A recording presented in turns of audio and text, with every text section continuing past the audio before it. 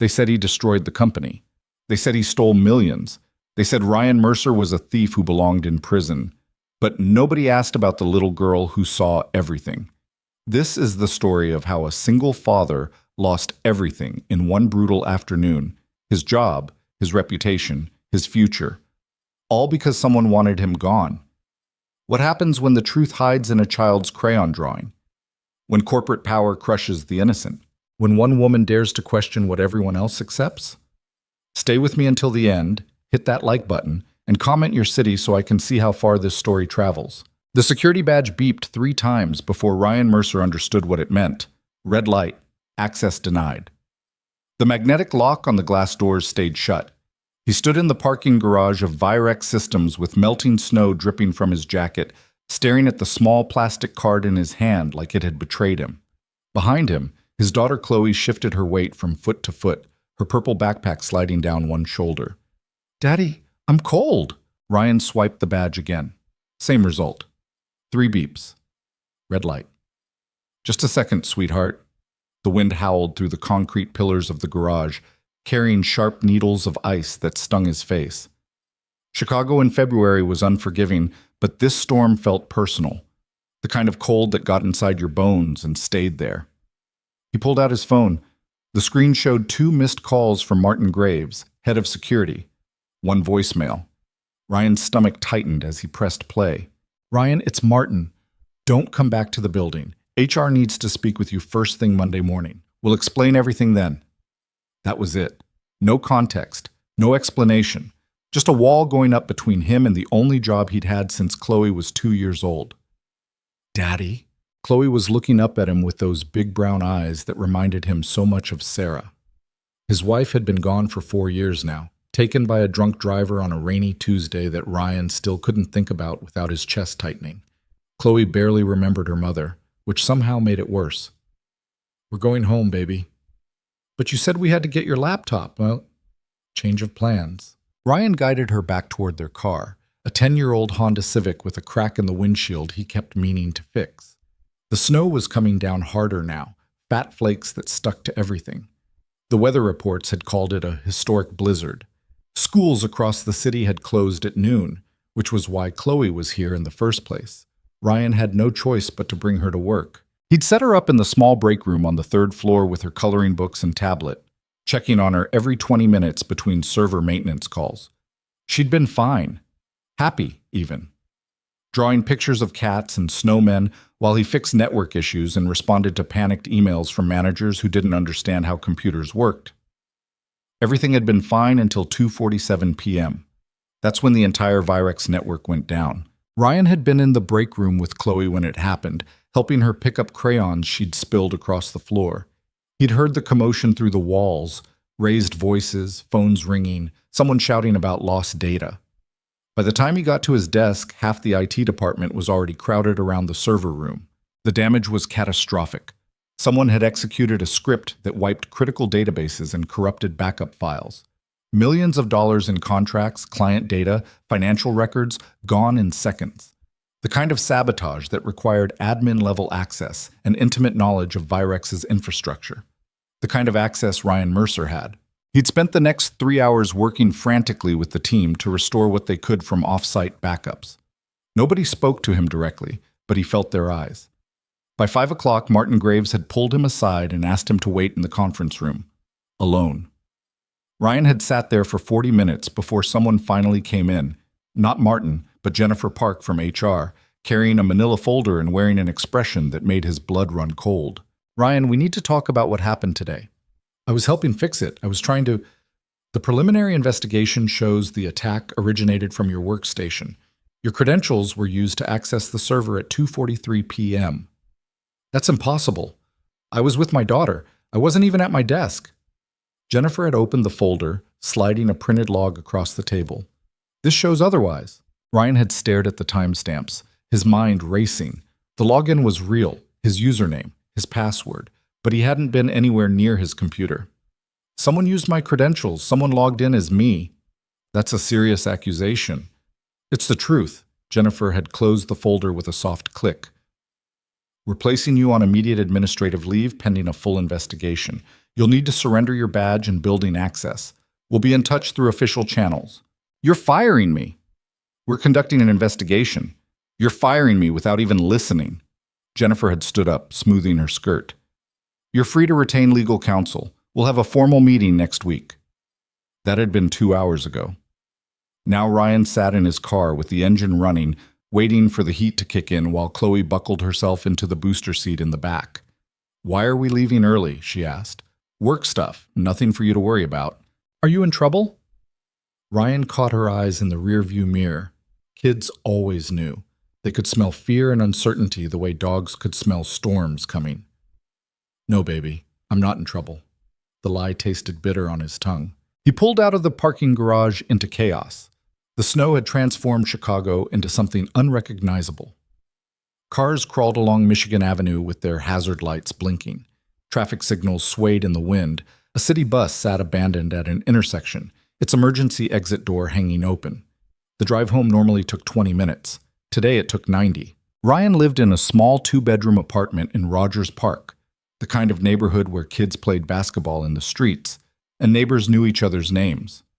It wasn't fancy, but the rent was manageable and the school district was decent. Everything he did was for Chloe. Every decision, every sacrifice, every missed opportunity. He'd turned down a promotion last year because it would have meant longer hours and more travel. He'd stopped dating entirely because he couldn't imagine bringing someone new into Chloe's life while she was still processing the loss of her mother. He'd built his entire existence around being the parent she needed, and now someone had taken it all away. By the time they reached the apartment, Chloe had fallen asleep in her booster seat, her head tilted at an angle that would make her neck sore later. Ryan carried her inside, careful not to wake her, and laid her gently on the couch. He covered her with the fleece blanket Sarah had bought at a street fair, back when life was normal and the future felt predictable. His phone buzzed. A text from Marcus Chen, his closest friend at Virex and the only person in IT he actually trusted. Dude, what the hell happened? They're saying you crashed the whole system. Ryan typed back with shaking fingers. I didn't do it. Someone used my login. Who? I don't know, but I'm going to find out. 3 dots appeared as Marcus typed, then disappeared, then appeared again. Be careful, man. People are pissed, like really pissed. Ryan set the phone down and walked to the window. Snow continued falling in the streetlight's orange glow. Somewhere out there, someone had destroyed his life and was probably sleeping peacefully tonight, confident they'd gotten away with it. He thought about the timeline. He'd logged into his workstation at 8:47 a.m. when he first arrived. He'd been actively working until noon when the school closure forced him to go pick up Chloe. After bringing her back to the office, he'd stayed with her in the break room most of the afternoon, only returning to his desk sporadically to check emails. Someone could have accessed his computer during those gaps. If they knew his password or had some way to bypass it, they could have logged in remotely while he was occupied elsewhere. But who? And why frame him specifically? Ryan had worked at Virex for 4 years without making enemies. He kept his head down, did his job well, and avoided office politics. He wasn't the type to inspire jealousy or resentment. He was just a guy trying to keep the lights on for his daughter. Unless there was something he'd missed, some grudge he hadn't noticed, some perceived slight that had festered in someone else's mind until it became poisonous. He pulled out his laptop and started searching through old emails, looking for anything that might explain this. Tense exchanges with coworkers, projects that had gone wrong, decisions that might have angered someone. Nothing stood out. Around midnight, Chloe woke up disoriented and hungry. Ryan made her grilled cheese sandwiches and let her watch cartoons on the couch while he continued digging through digital records. He checked server logs, audit trails, maintenance schedules, anything that might reveal who had been near his desk that afternoon. Daddy, you're not sleeping again. Chloe was standing in the doorway of his bedroom, clutching her stuffed elephant. It was 3 a.m. Ryan had lost track of time. Just working on something, sweetheart. Go back to bed. Is it because of work? Sort of. She padded across the room and climbed onto the bed beside him, resting her head against his shoulder. Are we going to be okay? Ryan closed the laptop and put his arm around her. She was small for 6 years old, delicate in a way that terrified him. The world felt too big and too dangerous for someone so small. Yes, he said. We're going to be okay. Promise? Promise. She fell asleep against him within minutes. Ryan stayed awake until dawn, watching the snow fall and thinking about everything he stood to lose. The weekend passed in a fog of anxiety and forced normalcy. Ryan made pancakes Saturday morning and took Chloe to the park despite the cold. They built a snowman with stick arms and a carrot nose, and for a few hours he almost forgot about Virex systems and ruined servers and accusations he couldn't defend against. But Sunday night the dread came flooding back. He put Chloe to bed early and sat at the kitchen table with a legal pad, writing down everything he could remember about Friday. Every conversation, every movement, every person he'd seen near his desk. The list was short and unhelpful. Monday morning arrived too quickly. Ryan dropped Chloe at school and drove to Virex with his stomach in knots. Jennifer Park had scheduled the meeting for 9 o'clock. He arrived 15 minutes early and sat in his car, watching employees stream into the building through the revolving glass doors. People he'd worked alongside for years. People who'd asked him for help fixing their computers. People who'd complimented his daughter's drawings when she visited the office. Did they believe he was guilty? Had they already made up their minds? At 8:57, Ryan walked into the building. His badge still didn't work. The security guard had to manually let him through after checking his ID. The lobby felt different somehow, colder. People who normally smiled and waved kept their eyes down. A woman from accounting literally turned around and walked the other direction when she saw him. The elevator ride to the 8th floor felt like descending into hell. Jennifer Park was waiting in conference room B with 2 other people Ryan didn't recognize. A man in an expensive suit who introduced himself as Thomas Brennan from Virex's legal team. A woman with sharp eyes and a tablet who said nothing at all. "Thank you for coming, Ryan," Jennifer said, gesturing to a chair. "Please, sit down." Ryan sat. The chair felt too small and too low, like he was a child being called to the principal's office. "We've completed our preliminary investigation into Friday's incident," Jennifer continued, "and I'm afraid the evidence is quite damaging." Thomas Brennan opened a folder and slid several documents across the table. Server logs, access records. A timeline that showed Ryan's credentials being used to execute the malicious script at precisely 2:43 p.m. "We have digital forensic evidence that the attack came from your workstation," Brennan said. His voice was smooth and practiced, the voice of someone who'd done this many times before. "Your login, your password, your physical terminal." "I wasn't at my desk," Ryan said. "I was with my daughter in the break room." "Do you have any proof of that?" "She was there. She saw me." Brennan's expression didn't change. "Ryan, I understand you're going through a difficult time. Single parenthood is challenging. Financial stress can lead people to make poor decisions. I didn't do this." "Then who did?" "I don't know, but someone used my credentials, someone who knew my password or had access to my computer." Jennifer exchanged a look with Brennan. The silent woman made a note on her tablet. "The damage to Virex is extensive," Jennifer said quietly. "We've lost client data that can't be recovered. Contracts worth millions of dollars are in jeopardy.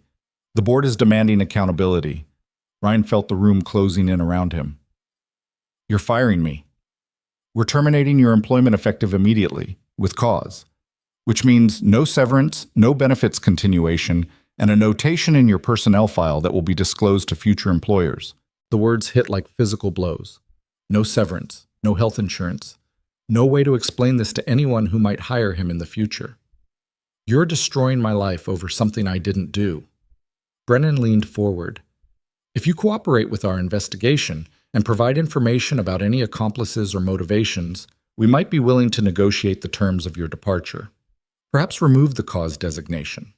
Provide a neutral reference." "Accomplices? You think I'm part of some conspiracy?" "We think you're protecting yourself and possibly others. The sooner you're honest with us, the better this goes for everyone." Ryan stood up so fast his chair toppled backward. "I have nothing to confess because I did nothing wrong. You're railroading me because it's easier than doing actual detective work." "Ryan, I'm done here." He walked out before anyone could stop him, his heart hammering against his ribs. The hallway stretched endlessly in both directions. Faces appeared in doorways and quickly disappeared. Whispers followed him like ghosts. The elevator took forever to arrive. When the doors finally opened, Evan Reed was inside. Evan was a senior technician who'd been at Virex for 7 years. Mid-40s, thinning hair, always wore the same rotation of 5 polo shirts. He was competent enough at his job, but had a reputation for complaining about younger employees getting opportunities he felt entitled to. Ryan had never had much interaction with him beyond basic work coordination. "Tough break, Mercer," Evan said as Ryan stepped into the elevator. "Yeah. Didn't think you had it in you, honestly. Always seemed so straight-laced." Ryan turned to look at him. Evan was smiling slightly, the kind of smile that didn't reach his eyes. "I didn't do it," Ryan said. "Sure. None of us ever do." The elevator dinged at the ground floor. "Good luck finding another gig. It's a small world, you know. Word gets around." Evan walked away whistling, leaving Ryan standing in the empty elevator, something cold forming in his chest. He drove home in a daze and picked up Chloe from school early, making up some excuse about a dentist appointment. She chattered about her day while he nodded mechanically, only half listening. That night, after putting her to bed, Ryan sat in the dark living room with a beer he didn't drink and thought about giving up. About how easy it would be to just accept this, to stop fighting, to let the machinery of corporate justice grind him into dust. But then he thought about Chloe waking up in the morning asking what they were going to do, about the stuffed elephant she still slept with, about the promise he'd made to Sarah in the hospital before she died, that he would take care of their daughter no matter what. He couldn't give up. Not yet. Ryan pulled out his laptop and started searching. He found articles about wrongful termination, forums where IT professionals discussed similar situations, legal aid organizations that might help someone in his position. Most of the advice was grim. Without evidence, without witnesses, without anything to counter the digital trail pointing directly at him, his options were limited. Around 2 a.m, his phone rang. Unknown number. Ryan almost didn't answer, but something made him pick up. "Mr. Mercer?" A woman's voice, crisp and confident. "Yes?" "This is Isabella Laurent. I'm the CEO of Virex Systems. I apologize for calling so late, but I just returned from Singapore and reviewed the incident reports from Friday. I'd like to speak with you tomorrow morning if you're available." Ryan's mind went blank. The CEO? Calling him directly? Yes. I can meet tomorrow." "Excellent. 9 a.m. at the main office. Bring your daughter if you need to. I understand childcare can be complicated." "How did you—" I read all the witness statements. I know she was with you Friday afternoon. That's actually part of why I want to talk. Sleep well, Mr. Mercer." She hung up before he could respond. Ryan sat holding the phone, his heart racing for an entirely different reason now. Isabella Laurent had a reputation in the industry as someone who turned failing companies into powerhouses. She'd taken over Virex 18 months ago when it was hemorrhaging money and transformed it into one of Chicago's fastest-growing tech firms. She was also known for being ruthless with incompetence and fierce about truth. If she wanted to talk, maybe there was still hope. Ryan managed 2 hours of sleep before Chloe woke him up asking for breakfast. He made eggs and toast while she told him about a dream where their cat Mr. Whiskers learned to fly. They didn't have a cat. They'd never had a cat. But in Chloe's imagination, Mr. Whiskers was orange and fluffy and could do aerial tricks. "Can we get a real cat, Daddy?" "Maybe someday, sweetheart." "When someday?" "When things settle down a bit." She accepted this with the easy faith of a 6-year-old who believed her father could make anything happen. At 8:45, Ryan pulled into the Virex parking garage with Chloe in the back seat. His hands were sweating on the steering wheel. His badge still wouldn't work, so he had to call security to get in. This time, they were expecting him. A security officer escorted them to the executive floor, somewhere Ryan had never been in 4 years of employment. The decor changed dramatically on the 20th floor. Marble instead of industrial carpet. Original art on the walls instead of motivational posters. Floor-to-ceiling windows overlooking Lake Michigan. Isabella Laurent's assistant met them at the elevator. She was younger than Ryan expected, maybe 25, with purple streaks in her black hair. "Mr. Mercer, Ms. Laurent is ready for you, and this must be Chloe." Chloe hid behind Ryan's leg, suddenly shy. "There's a lounge area just through there," the assistant continued, gesturing down the hall. "Lots of toys and books. Your daughter is welcome to wait there while you meet." "Actually," a voice said from the doorway behind her, "I'd prefer if Chloe joined us." Isabella Laurent stepped into the hallway. She was shorter than Ryan expected from her photographs, maybe 5'4" in heels, but she carried herself like someone much larger. Dark hair pulled back in a simple ponytail, minimal makeup. A black suit that probably cost more than Ryan's monthly rent. Her eyes were what caught him. Sharp and assessing, but not unkind.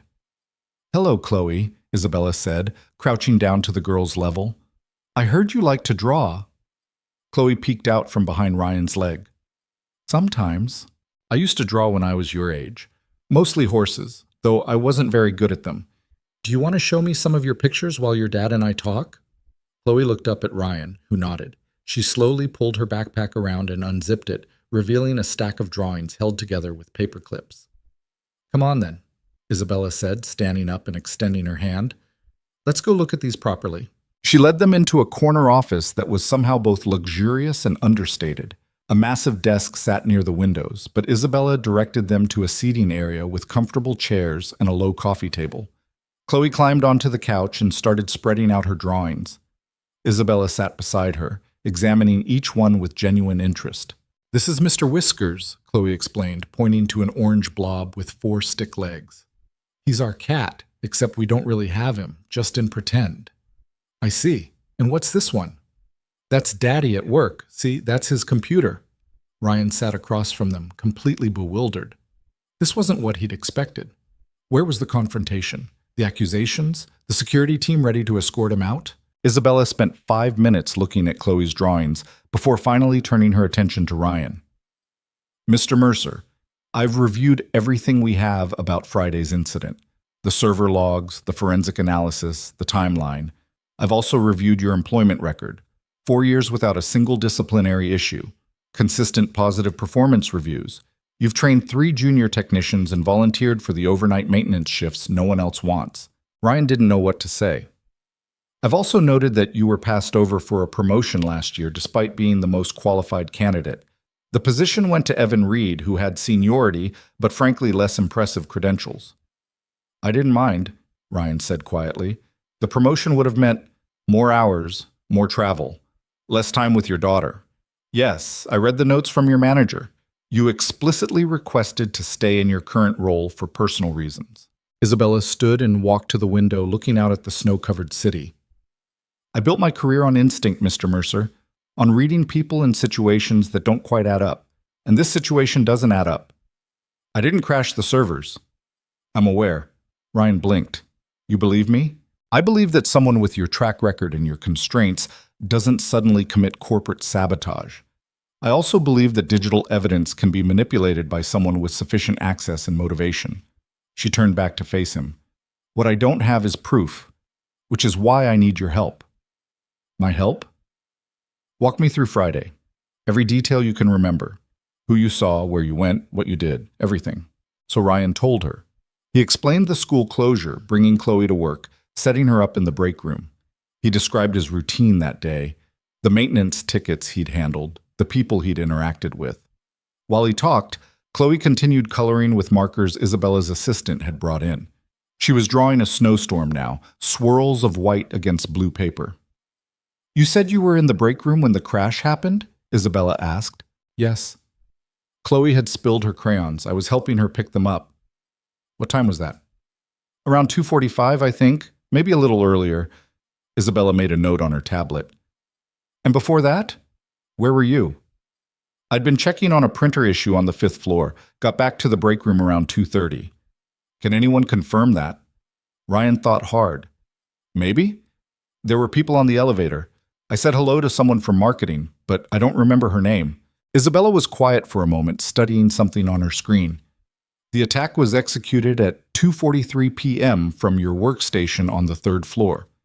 For you to have done it, you would have needed to leave the break room, go to your desk, execute the script, and return before anyone noticed you were gone." "But I didn't." "I know. Because Martin Graves has security footage showing you in the 3rd floor break room at 2:45 p.m. You're visible through the doorway, crouching on the floor with your daughter." Ryan's heart skipped. "Then that proves you weren't at your desk at 2:45. It doesn't prove you weren't there at 2:43. 2 minutes is enough time to execute a pre-written script." The hope that had flared died just as quickly. "However," Isabella continued, "it does narrow the window significantly. and it makes me very interested in who else had access to your workstation that afternoon. She pulled up another file on her tablet. I've requested detailed badge logs for everyone who entered or exited the third floor between 2:30 and 3 p.m. I've also asked IT to pull workstation access logs showing any remote logins during that window. And I've instructed Martin Graves to review all security camera footage from the area around your desk. Ryan felt something unfamiliar stirring in his chest. Hope, maybe, or just the absence of despair. Why are you doing this? He asked. Everyone else has already decided I'm guilty. Isabella set down her tablet and looked at him directly. Because I spent 10 years watching innocent people get destroyed by systems that prioritize convenience over truth. Because I built this company on the principle that we do things right, even when it's hard. And because... She glanced at Chloe, who was now drawing a picture of the office building with careful concentration. Because that little girl deserves a father who hasn't been wrongly convicted of something he didn't do. Chloe looked up, holding out her latest drawing. Ms. Isabella, look, this is your building in the snow. Isabella took the picture and examined it carefully. The Virex Tower rendered in crayon, surrounded by swirling white flakes. In the corner, an orange cat sat by a window. Who's this? Isabella asked, pointing to the cat. That's Mr. Whiskers. He watches the snow with me. When did you draw this? Friday, when Daddy was working. See, I wrote the time. She had indeed. In careful kindergarten numbers, 2:15 p.m. Isabella went very still. Chloe, she said gently, when you drew this, where were you sitting? By the window in the room with the vending machines. And your dad was with you? Uh-huh. He was reading his emails on his phone. Isabella looked at Ryan with an expression he couldn't quite read. Did you keep this drawing? It's right here, Chloe said, pointing to it in Isabella's hands. No, I mean, was this drawing with you all afternoon? Chloe nodded. I did it first, then the snowman, then the rainbow cats. Ryan's mind was racing. If Chloe had been with him, drawing this picture at 2:15 p.m., and it showed the time. This is her handwriting, Isabella said quietly. A 6-year-old's timestamp. No one could fake this. She stood abruptly and walked to her desk, pressing a button on her phone. Martin, I need you in my office immediately. Bring every piece of evidence we have from the Mercer investigation. Everything. She hung up and turned back to Ryan. Your daughter just gave us something better than security footage, Isabella said. She gave us a timeline that can't be disputed. Martin Graves arrived 8 minutes later, carrying a leather portfolio stuffed with papers and a tablet under his arm. He was a former Chicago PD detective who'd moved into corporate security after a knee injury ended his patrol days. Ryan had always found him fair but distant, the kind of man who followed procedures without questioning them. Today, though, Martin looked uncertain. His eyes flicked between Isabella, Ryan, and the little girl still coloring on the couch. You wanted to see everything? Martin asked, setting the portfolio on Isabella's desk. Everything. Start with the security footage from Friday afternoon. Third floor, between 2:15 and 3 p.m. Martin pulled out his tablet and navigated through several screens. We've got 4 cameras covering that floor. Here's the main corridor view. He turned the tablet so they could all see. The footage showed the hallway outside the break room in grainy black and white. Timestamp in the corner, 2:38 p.m. Can you zoom in on the break room doorway? Isabella asked. Martin tapped the screen. The image jumped closer, pixelated but clear enough. Through the open door, Ryan could see himself sitting at one of the small tables, phone in hand. Chloe was barely visible, just the top of her head over the table edge. Now jump to 2:43. The timestamp advanced. Ryan was still there, same position, still on his phone. 2:45. Now Ryan was on the floor, half obscured by the table, picking up crayons just like he'd said. Chloe's purple backpack was visible beside him. Isabella leaned closer. He's in frame the entire time. Not quite, Martin said, his voice carefully neutral. There's a gap between 2:41 and 2:42 where the camera buffered. Power fluctuation from the storm. Happens sometimes when the backup generators kick in. How long? 47 seconds. Ryan felt his stomach drop. 47 seconds. Long enough to run to his desk, execute a script, and run back. Except, Isabella said, picking up Chloe's drawing. He was with his daughter at 2:15, drawing this picture, and she wrote the time herself. Martin took the paper, examining it closely. His expression didn't change, but something shifted in his eyes. A 6-year-old's handwriting, he said quietly. Can't be faked, Isabella replied. Can't be backdated. She drew this in real time at 2:15 p.m. with her father sitting beside her, which means he was in that break room before, during, and after the attack. Unless someone else executed it remotely using his credentials. Exactly. Martin set down the drawing and pulled up another file. I pulled the workstation logs like you asked. Ryan's computer shows 3 login sessions Friday afternoon. He turned the tablet again. 3 entries. 1:47 p.m. Local login. Duration, 12 minutes. 2:43 p.m. Local login. Duration, 3 minutes, 3:15 p.m. Local login. Duration, 47 minutes. The 1:47 session was legitimate, Ryan said, leaning forward to look. I was checking on a ticket before I went to pick up Chloe from school. And 3:15 was when you came back after the crash, Martin said. You were helping the team try to restore the backups, which leaves 2:43, Isabella said. 3 minutes, just enough time to execute the attack script and disconnect. But I wasn't there. Martin pulled up another screen. Here's where it gets interesting. Your workstation is configured to lock after 5 minutes of inactivity, company policy. But the 2:43 login shows no lock screen bypass. Whoever accessed it either knew your password or was already logged in. My computer locks every time I step away, Ryan said. I'm careful about that. Unless someone prevented it from locking, Isabella said. She turned to Martin. Can you disable the auto lock remotely? Not without admin privileges, but you could run a script that simulates keyboard activity, keeping the session alive. Isabella's eyes narrowed. So someone could have accessed Ryan's computer during his legitimate 1:47 session, installed a Keep Alive script, then returned at 2:43 to execute the attack while Ryan was in the break room. Theoretically, yes. Who has the technical knowledge to do that? Martin scrolled through another file. In the IT department, about 15 people, but only 7 were in the building Friday afternoon. He listed them.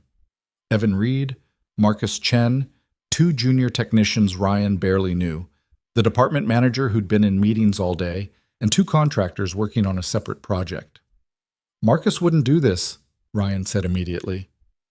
We've been friends for years. Everyone's a suspect until they're not, Martin replied, but his tone wasn't harsh, just procedural. Isabella walked back to the window, her reflection ghostly in the glass. Snow still fell outside, lighter now, but persistent. The city looked clean and blank under its white blanket, like everything ugly had been temporarily erased. I want to see the physical security logs, she said without turning around. Who badged into the 3rd floor IT area between 1:30 and 3 p.m.? Martin swiped through more data. 17 different people, most of them multiple times. It's a high-traffic area. Who was there during Ryan's 1:47 session? 6 people. Ryan, Marcus Chen, Evan Reed, and 3 others from different departments who were there for printer issues. And who badged in between 2:35 and 2:50? Just Evan. At 2:39 p.m., badged out again at 2:51. Ryan felt something cold settle in his chest. Evan had been at his desk, right before the attack. That doesn't prove anything, Martin said, but he was frowning now. Evan's workstation is in the same area. He could have been accessing his own computer. Pull up the camera footage, Isabella said, the one that covers the desk area. Martin hesitated. That camera's been broken for 2 months. Facilities keeps promising to fix it, but of course it is. Isabella turned back to them, her expression hard. Let me guess. Evan submitted the repair ticket for that camera? Martin checked his tablet. His silence was answer enough. When? 3 months ago, marked low priority. Convenient. Isabella crossed her arms. What else do we know about Evan Reed? Martin pulled up a personnel file. 44 years old, been with Virex for 7 years, senior technician. Performance reviews are adequate. Nothing exceptional. Some complaints from other staff about his attitude, but nothing that rose to HR action. What kind of complaints? Resistance to training younger employees, resentment about not advancing faster, general negativity. Ryan remembered the elevator conversation, the way Evan had smiled, that comment about word getting around in a small industry. He said something to me, Ryan said quietly. After I was fired, in the elevator, he said it's a small world and word gets around. Isabella's eyes sharpened. Like he was threatening you? Like he was enjoying it. Chloe had abandoned her coloring and was now standing at the window, watching snowflakes drift past the glass. She pressed her hands against the cold surface, leaving small prints that faded almost immediately. Daddy, can we go see the snow later? Maybe, sweetheart. Mr. Whiskers would like it. Martin glanced at Isabella, confused. She shook her head slightly.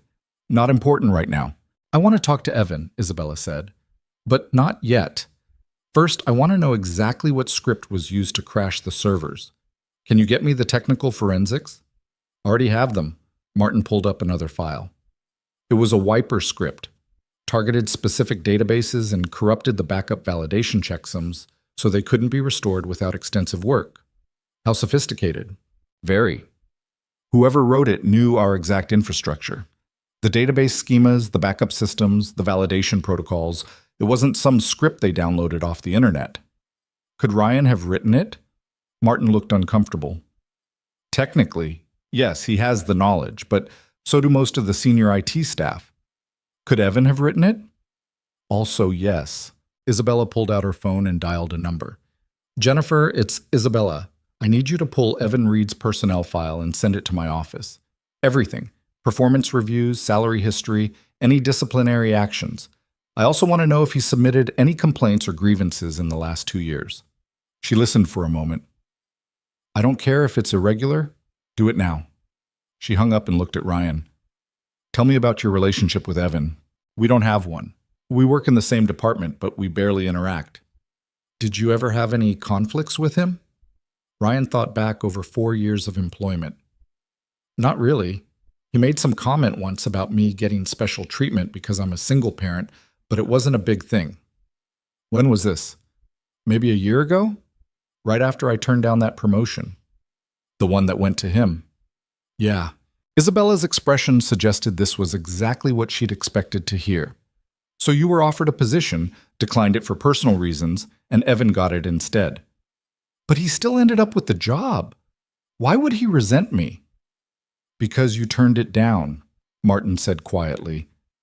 Which meant management thought you were better qualified. He got the promotion, but everyone knew he was second choice. That's insane. Why would he care? Pride, Isabella said. Ego. The same reasons people do most destructive things. Jennifer Park arrived 20 minutes later with Evan's file. She looked uncomfortable handing it to Isabella, like she knew this investigation had shifted in a direction she didn't like. Is there anything else you need? Jennifer asked. Not right now. Jennifer left without acknowledging Ryan's presence. He wondered how much of the company already considered him guilty. How many people had already decided his fate?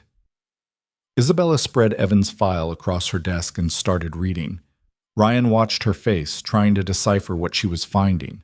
Martin stood by the window, arms crossed, looking out at the snow. Chloe had climbed back onto the couch and was drawing again. This time, a picture of Isabella's office, complete with the desk and the big windows and tiny stick figures that were probably them. This is interesting, Isabella said after several minutes.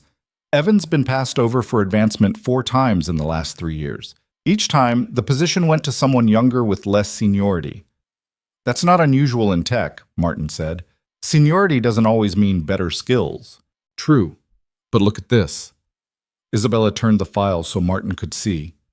He filed a grievance 18 months ago claiming age discrimination. HR investigated and found no evidence, but the complaint is in his record. Who got the job he wanted that time? Isabella checked the dates. Marcus Chen. Ryan felt sick. Marcus is 28, 10 years younger than me, 16 years younger than Evan. And you turned down a promotion that would have put you above Evan in the chain of command, Isabella said, even though you're also younger than him. The pattern was becoming clear. Evan saw himself being overlooked by younger employees who didn't respect seniority, who got opportunities he felt entitled to. Every time it happened, the resentment grew. But why frame me specifically, Ryan asked. If he's angry at the whole system, why target me? Because you're vulnerable, Isabella said bluntly. Single parent, no political capital, no allies in management. You turned down the promotion everyone knew you deserved, which made you look weak. And when you brought your daughter to work during the storm, you gave him the perfect opportunity. Martin nodded slowly. If Evan wanted to sabotage the company and blame someone else, Ryan was the ideal scapegoat, especially with a 6-year-old daughter in the building creating a ready-made distraction. That's monstrous, Ryan said. That's calculated. Isabella closed the file. The question is whether we can prove it. She looked at Martin. I want you to do something for me. Don't tell anyone about this conversation. Not HR, not legal, not anyone. Just quietly pull every piece of data we have on Evan's activities Friday afternoon. Where he was, what computers he accessed, every keystroke if you can find it.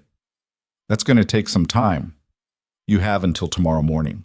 Martin picked up his portfolio. And what are you going to do? I'm going to have a conversation with Evan Reed. She checked her watch. He should be at his desk right now. Isabella, if he's dangerous, he's a middle-aged technician with a grudge, not a violent criminal. I'll be fine. Martin looked like he wanted to argue, but knew better. He nodded and left, closing the door quietly behind him. Ryan stood up. What should I do? Stay here. Keep your daughter comfortable.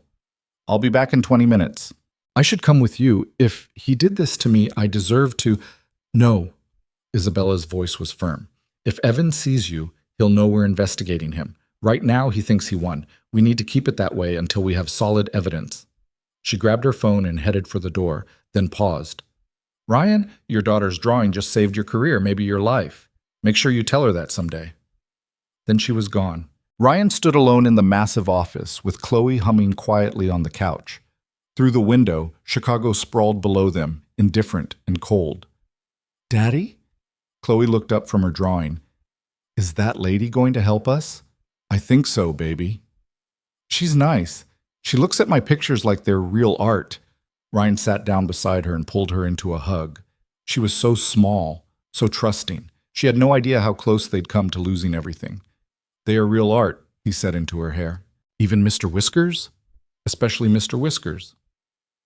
23 minutes later, Isabella returned. Her expression was unreadable, but there was something sharp in her eyes. Something dangerous. Well? Ryan asked.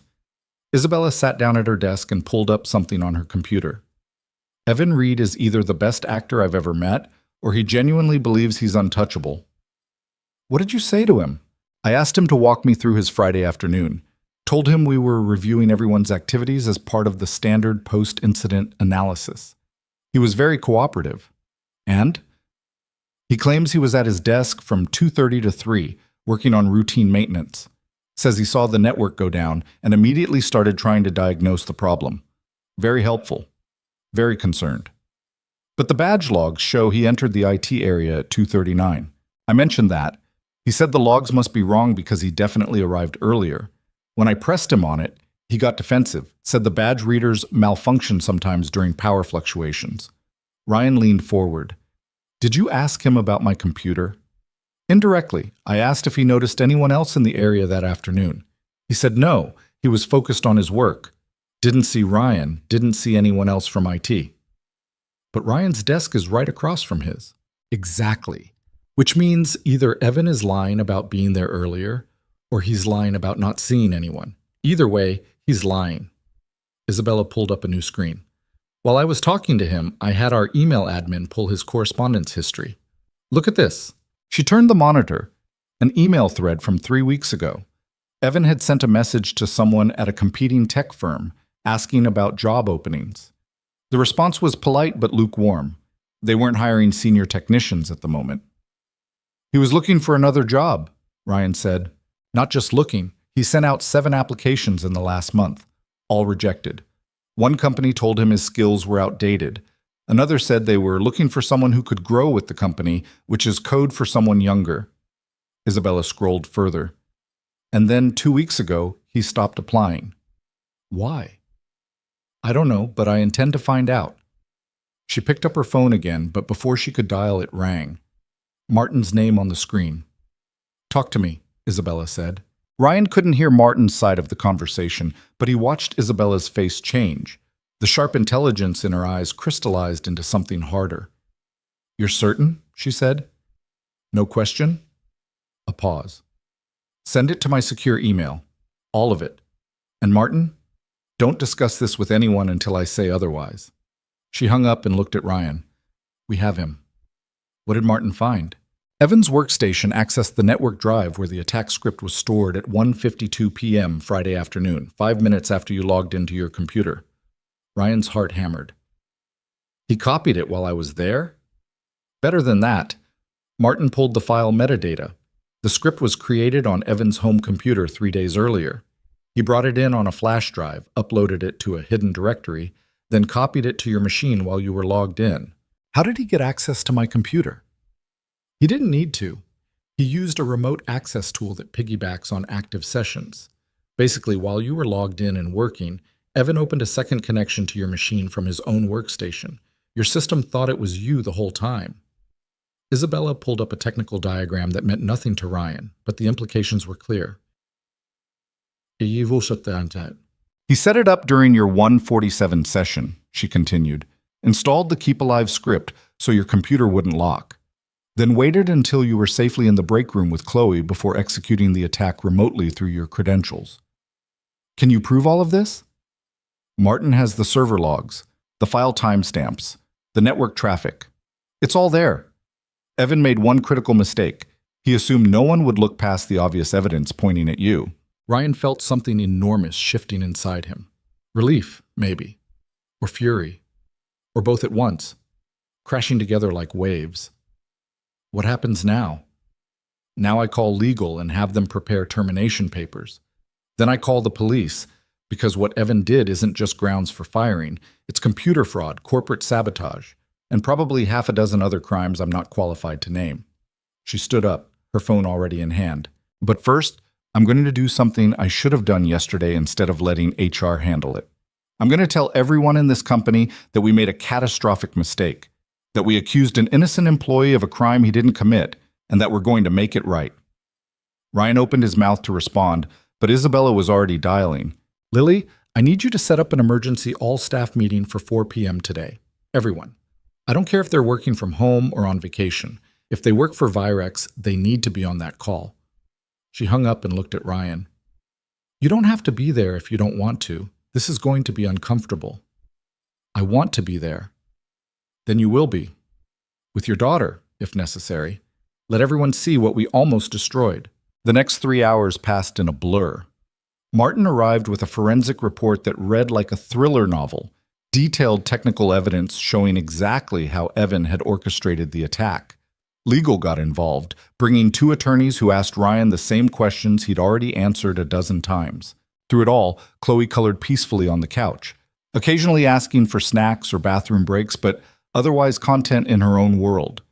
Isabella's assistant brought her juice boxes and crackers, treating her like a visiting dignitary rather than an inconvenience.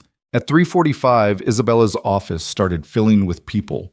Martin and his security team, Jennifer from HR, looking pale and sick.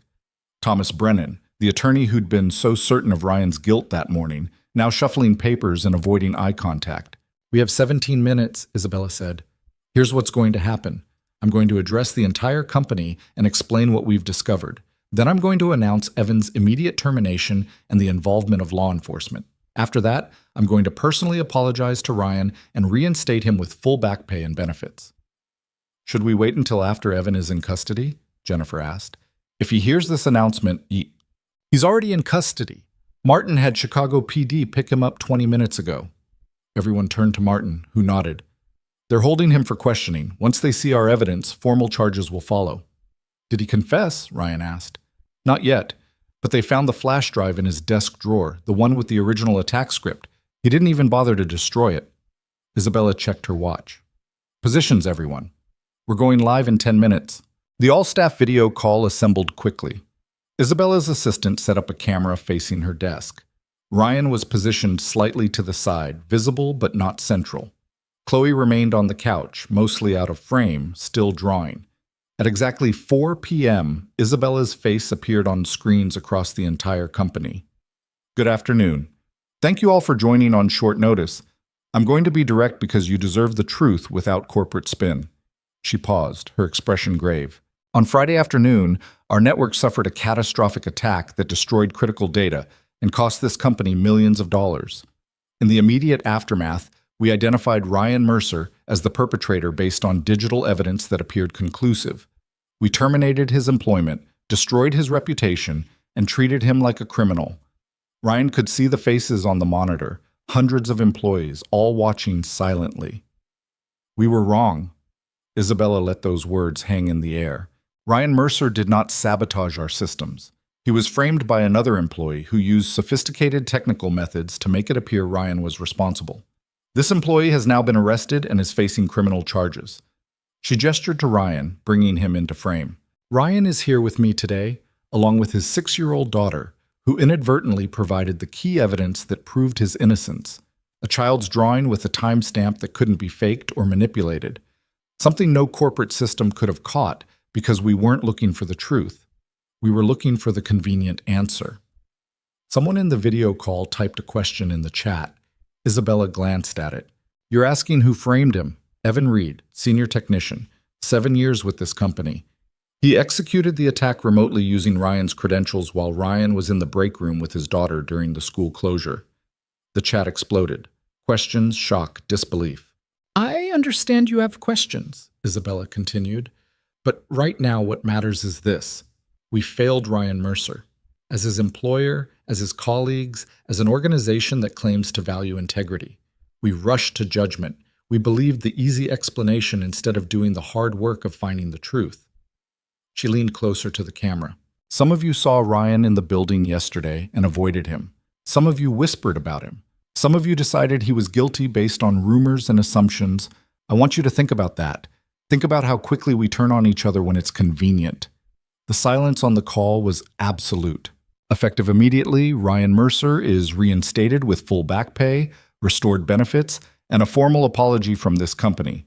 Additionally, we're reviewing our investigation protocols to ensure this never happens again. Isabella straightened. One more thing. If anyone has a problem with Ryan returning to work, you're welcome to discuss it with me personally. My door is always open. But understand this. Ryan has more integrity in his little finger than most of us show in our entire careers. He endured being wrongly accused, publicly humiliated, and financially devastated without compromising his values or his responsibility to his daughter. If we're half as strong as him, we'll be lucky. She ended the call. The office fell quiet. No one moved. No one spoke. Finally, Jennifer Park stood up. Ryan, I owe you an apology. I didn't do my job. I should have investigated more thoroughly before making any decisions. We all should have, Thomas Brennan added quietly. Ryan didn't know what to say. These were the same people who'd fired him with clinical efficiency less than 36 hours ago. Now they stood in Isabella's office looking ashamed and small. I just want my job back, he said finally. I just want to take care of my daughter. Isabella nodded. You'll have it. Starting tomorrow if you're ready. Take tonight to think about whether you want to return to your previous position or if you'd prefer something different. Different how? I'll explain tomorrow. For now, go home. Be with your daughter. Try to get some rest. Ryan gathered Chloe's drawings and her backpack. She was half asleep on the couch, worn out by the long day. He picked her up carefully, feeling her arms wrap automatically around his neck. Thank you, he said to Isabella. Don't thank me. I should have prevented this from happening in the first place. You fixed it. That counts for something. Isabella walked them to the elevator. As the doors opened, she said quietly, Ryan, you're going to want to keep that drawing, the one with the timestamp, frame it or something. That picture saved your life. The elevator descended through the glowing tower. Through the glass walls, Ryan could see the city spreading out below. Snow still covered everything, but it looked different now. Less oppressive, less like the world was ending. Chloe stirred against his shoulder. Are we going home, Daddy? Yeah, baby, we're going home. Did Ms. Isabella fix everything? Ryan thought about that question. About the career that had been destroyed and restored in less than 48 hours. About the man who'd tried to ruin him now sitting in a police station. About the drawing of an imaginary orange cat that had proven the truth. Yeah, he said, I think she did. The apartment felt different when they got home that night. Same cracked ceiling in the living room, same worn carpet that needed replacing, same refrigerator that hummed too loud. But something had shifted. The air felt lighter, like a pressure valve had finally released.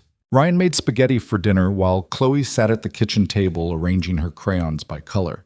She was meticulous about it, reds with reds, blues with blues, occasionally stopping to examine one that didn't quite fit anywhere. "This one's confused," she announced, holding up a crayon that was somewhere between purple and brown. "Yeah? What's it confused about? Whether it's supposed to be a plum or a tree?" Ryan smiled despite everything. "Maybe it can be both." "That's not how colors work, Daddy." His phone buzzed. Marcus Chen. Dude. Just got out of the meeting. What the actual hell happened? Ryan stirred the pasta sauce, watching it bubble. He'd have to tell Marcus everything eventually, but right now he just wanted one quiet evening before diving back into the chaos. "Long story. I'll explain tomorrow." Isabella said Evan framed you. Evan Reed. That guy barely knows how to reset his own password. Apparently he knew more than we had thought. 3 dots appeared, disappeared, appeared again. "I'm buying you a beer. Multiple beers. A whole brewery if necessary. Tomorrow. Tonight I just want to be with Chloe. Fair. But Ryan? I'm sorry, man. I should have known you didn't do it. Should have said something." Ryan stared at that message. Marcus had been his friend for 3 years. They'd worked late nights together, grabbed lunch, complained about management, and when the accusations came down, Marcus had gone silent like everyone else. "It's okay," Ryan typed, even though it wasn't, not completely. "It's not, but I'll make it up to you." Ryan pocketed the phone and drained the pasta. Chloe had moved on from organizing crayons to drawing another picture, this one of their apartment building with exaggerated windows. "Is that us?" Ryan asked, pointing to 2 stick figures in one window. "Yep, that's you and that's me and that's Mr. Whiskers. We still don't have a cat, baby." "I know, but we should." They ate dinner on the couch watching a cartoon about talking trains. Chloe fell asleep before the episode ended, tomato sauce still on her chin. Ryan carried her to bed, tucked her in with the stuffed elephant, and stood in the doorway watching her breathe. She had no idea what she'd done. No concept that her simple drawing with its careful timestamp had unraveled someone's entire plan. She'd just been a kid coloring while her dad worked, writing down the time because her teacher had been drilling numbers all semester. Ryan pulled out his phone and took a picture of her sleeping. Then he went to the living room and spread out all her drawings from Friday on the coffee table. The snowstorm, the building, the cats. And there it was, the orange blob labeled Mr. Whiskers sitting by a window with 2:15 p.m. written in wobbly numbers in the corner. He took a picture of that too. Sleep didn't come easy that night. Ryan lay in bed staring at the ceiling, running through everything that had happened. The firing, the accusations, the humiliation of sitting in that conference room while lawyers laid out evidence against him, the terror of knowing he might never work in IT again, that his career was over before he turned 33. And then Isabella Laurent, showing up like some kind of corporate avenging angel, refusing to accept the easy answers. He still didn't fully understand why she'd helped him. Sure, she talked about truth and integrity, but CEOs didn't usually get personally involved in employee terminations.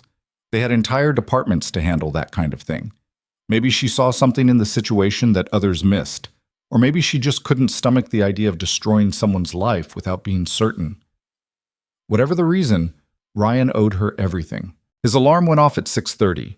He'd barely slept 3 hours, but his mind was already racing. Today, he'd go back to Virex as an employee instead of an accused criminal. Today, he'd face the coworkers who'd avoided his eyes and the managers who'd believed the worst about him. Chloe was already awake when he went to check on her, sitting cross-legged on her bed with a book about dinosaurs. "Did you know T-Rex arms were actually really strong even though they were small?" she said instead of good morning. "I did not know that." "It's true. The book says so." Ryan made breakfast while Chloe listed dinosaur facts. Stegosaurus had a brain the size of a walnut. Velociraptors were actually turkey-sized. Triceratops might have traveled in herds. The ordinary rhythm of it helped. Toast and orange juice and a 6-year-old's endless questions about prehistoric creatures. Normal life, continuing despite everything. He dropped Chloe at school and drove to Virex with his stomach in knots. The parking garage looked the same as always. The glass tower reflected morning sun and scattered clouds. Nothing had changed externally, but Ryan felt like he was entering a completely different building than the one he'd been fired from. His badge worked. That small thing, the magnetic lock clicking open, the green light, the soft beep of acceptance, hit him harder than he expected. The lobby was busy with the morning rush. People swiping badges, grabbing coffee from the cart near the elevators, checking phones while they waited. Ryan recognized most of them. A woman from accounting who always smiled. A developer who'd once asked for help recovering deleted files. A manager whose name he couldn't remember but whose face was familiar. They all saw him, and they all looked away. Not aggressively, not with hostility, just quick glances followed by sudden interest in phones or shoes or the elevator display. The polite pretense of not noticing him. Ryan got it. They were embarrassed, ashamed of how quickly they'd believed the accusations. But their embarrassment felt like its own kind of isolation. The elevator ride to the third floor felt endless. When the doors opened, Marcus was waiting. "Hey!" Marcus looked exhausted, dark circles under his eyes like he hadn't slept either. "Wasn't sure if you'd actually come back today. Isabella said I could start whenever I was ready. And you're ready after one night? I can't afford not to be." Marcus nodded. They'd had conversations about money before, about the financial tightrope of single parenthood, about how one missed paycheck could cascade into disaster. "Your desk is exactly how you left it," Marcus said as they walked. "Nobody touched anything after Friday." The IT department was quieter than usual. A few people working at their stations, but none of the normal chatter and collaboration. Everyone seemed focused on their screens with unusual intensity. Ryan's desk sat in the corner where it had always been. 2 monitors, ergonomic keyboard he'd bought himself. A coffee mug Chloe had decorated with stickers. Everything exactly as he'd left it Friday afternoon when his world fell apart. Except there was an envelope on his keyboard.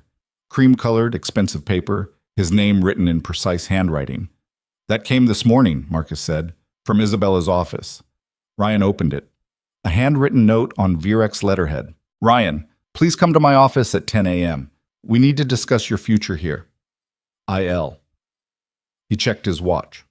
45 minutes. "What do you think she wants?" Marcus asked. "No idea.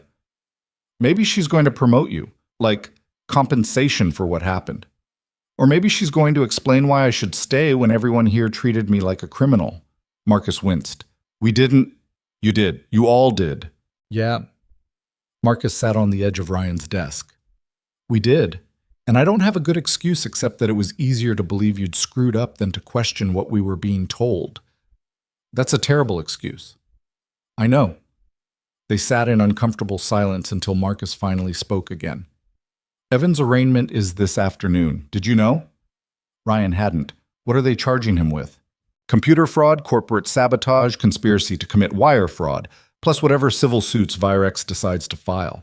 Martin said he could be looking at 10 years. 10 years? Ryan tried to imagine Evan Reed, middle-aged, balding, perpetually annoyed Evan Reed, sitting in a prison cell for a decade. He should have felt satisfaction, maybe even vindication. Instead, he just felt tired. "He really hated me that much?" Ryan said quietly. "I don't think it was about you specifically. I think you were just convenient." "That's supposed to make me feel better?" "No, but it's the truth." At 9:55, Ryan headed to the executive floor. The same assistant with purple-streaked hair greeted him warmly, like they were old friends despite having met once. "Go right in. She's expecting you." Isabella's office looked different in morning light. Less dramatic, more businesslike. She sat at her desk reviewing something on her tablet, wearing a navy suit that probably cost more than Ryan's monthly rent. "Ryan, sit down." He sat in one of the chairs facing her desk. Through the windows behind her, Lake Michigan stretched gray and choppy under cloudy skies. Isabella set down her tablet and looked at him directly. "How was your first morning back?" "Weird. Everyone's avoiding me." "That will pass." "Guilt makes people awkward." "Does it? Or will they just decide it's easier to keep avoiding me than to deal with their guilt?" Isabella smiled slightly. "Fair question, which is part of why I wanted to talk to you. Your return to the IT department isn't going to be simple. You're a living reminder of how badly we failed. Some people will eventually move past it, but others won't. So what am I supposed to do? Pretend nothing happened? No, I'm suggesting something different. Isabella pulled up a file on her computer. I've been reviewing the infrastructure division, the team responsible for maintaining our core systems, security protocols, disaster recovery. Right now, it's overseen by David Langston, who's been with the company for 12 years. I know David. He's good at his job. He is. He's also retiring in 6 months, and I need someone to replace him. Ryan stared at her. You're not suggesting... I'm not suggesting. I'm offering. Head of Infrastructure Division, direct report to me.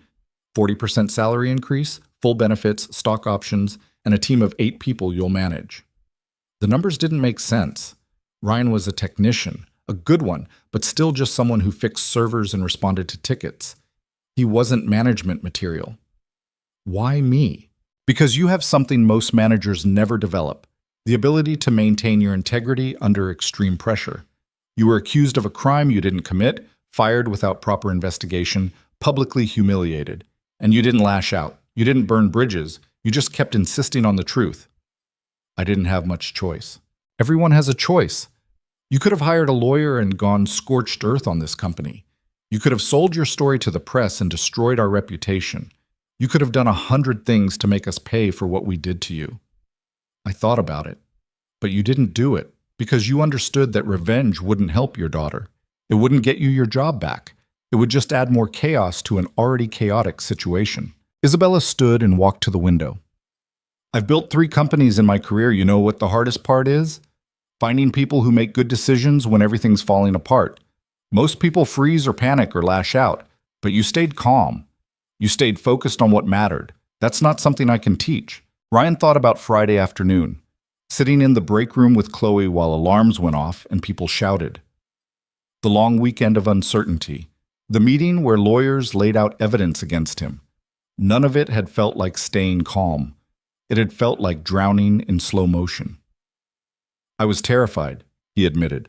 I'm sure you were. But terror and panic aren't the same thing. Terror is a feeling. Panic is a choice. She turned back to face him. I need someone running infrastructure who understands what's at stake when systems fail. Who knows that behind every server crash and network outage are real people whose lives depend on things working correctly? You lived that. You understand it in a way David Langston never will. I don't have management experience. You've been managing your daughter's life as a single parent for 4 years. Trust me, coordinating a team of 8 IT professionals is easier than raising a 6-year-old alone. Despite everything, Ryan almost laughed. I need to think about it, he said. Take until Monday. But Ryan, this isn't charity. I don't do charity. This is me recognizing talent and putting it where it'll do the most good for the company. Ryan left her office with his head spinning. He'd come to work expecting to quietly return to his old job, keep his head down, rebuild his reputation slowly. Instead, he was being offered a position that would completely change his career trajectory. The elevator stopped on the 14th floor, and Jennifer Park got on. She saw Ryan and immediately looked like she wanted to get off again, but the doors had already closed. Ryan, I'm glad I ran into you. Are you? She deserved that. To her credit, she didn't flinch. I owe you more than an apology, she said. I owe you an explanation. I don't need an explanation. You had evidence that looked convincing and you acted on it. That's your job. My job is to investigate thoroughly before ruining someone's career. I didn't do that. I took the easy path.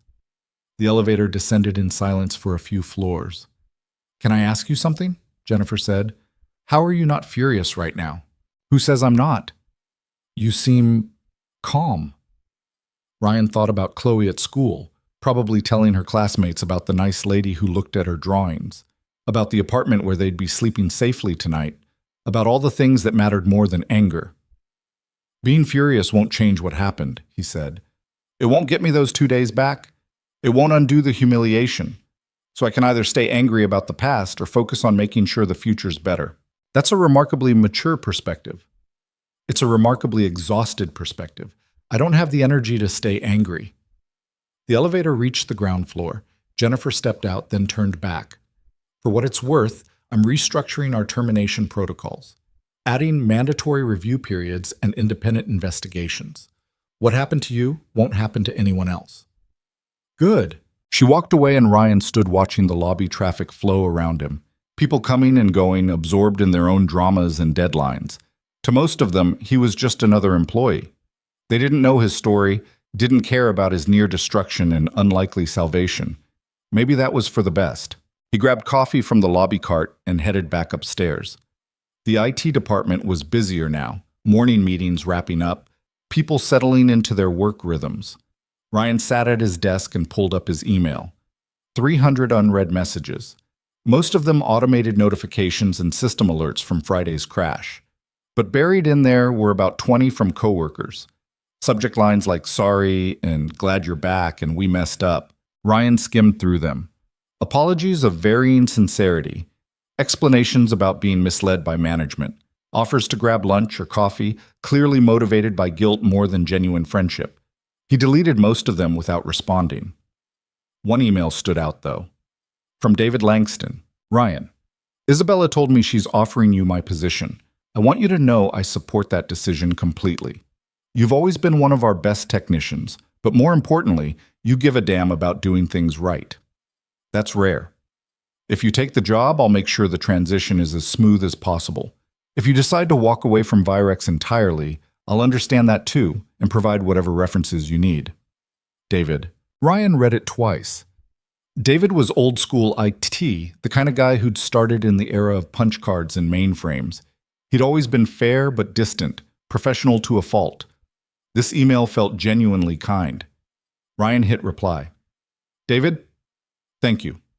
Still processing everything, but I appreciate your support. Ryan. The morning crawled past. Ryan worked on routine maintenance tickets, helping users who'd locked themselves out of accounts or couldn't figure out why their monitors weren't displaying correctly. Simple problems with simple solutions. The kind of work that required technical knowledge, but not much emotional energy. Around noon, Marcus appeared at his desk with 2 sandwiches. Lunch. You're eating with me whether you want to or not. They went to a small park 2 blocks from the Virex Tower.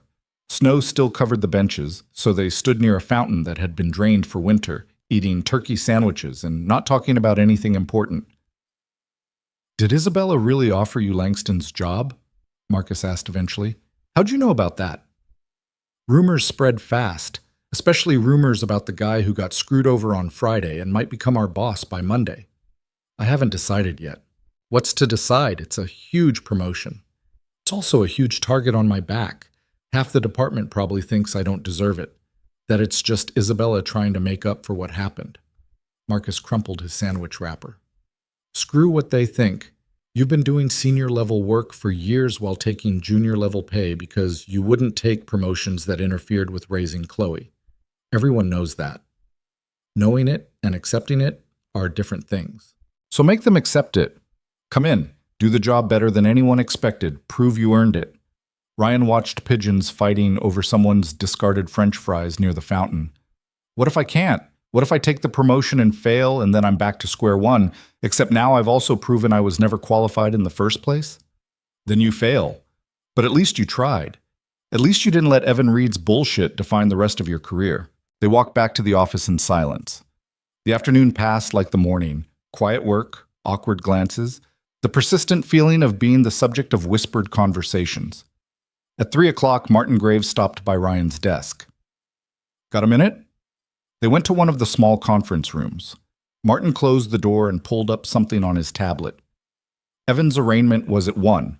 He pled not guilty. Of course he did. His attorney is claiming the evidence was obtained improperly, that we violated his privacy by pulling his workstation logs without consent. Ryan felt his stomach drop. Can they make that stick? Doubtful. Corporate networks aren't private property. Employees sign acknowledgement forms saying their activity can be monitored, but it might delay the trial. How long? Months, maybe. Prosecutor says it's a strong case, but strong cases still have to go through the system. Martin set down the tablet. There's something else.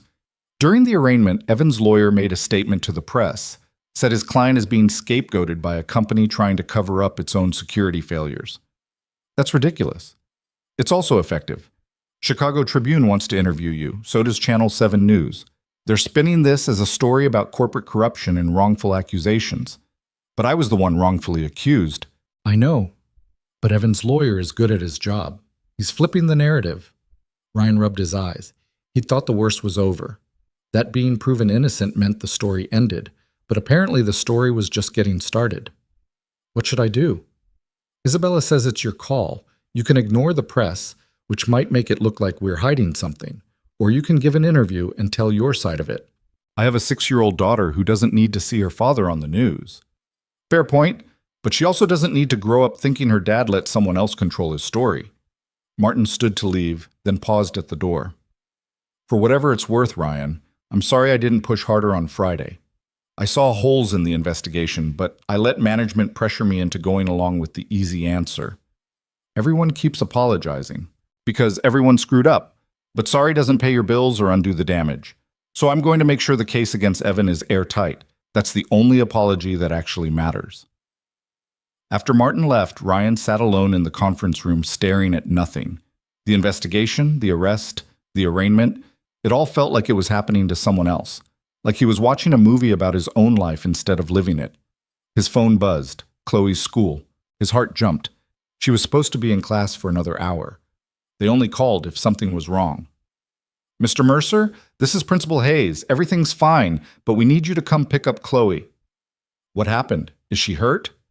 No, nothing like that. But there was an incident at lunch that upset her and she's asked to go home. Ryan was already grabbing his coat. I'll be there in 15 minutes. He made it in 12, breaking probably half a dozen traffic laws. The school receptionist directed him to the principal's office, where Chloe sat in an oversized chair, her legs not quite reaching the floor, tears streaked down her face. Baby, what happened? She looked up at him with those big brown eyes and started crying harder. Ryan knelt in front of her, checking for visible injuries. No bruises, no cuts, nothing obviously wrong.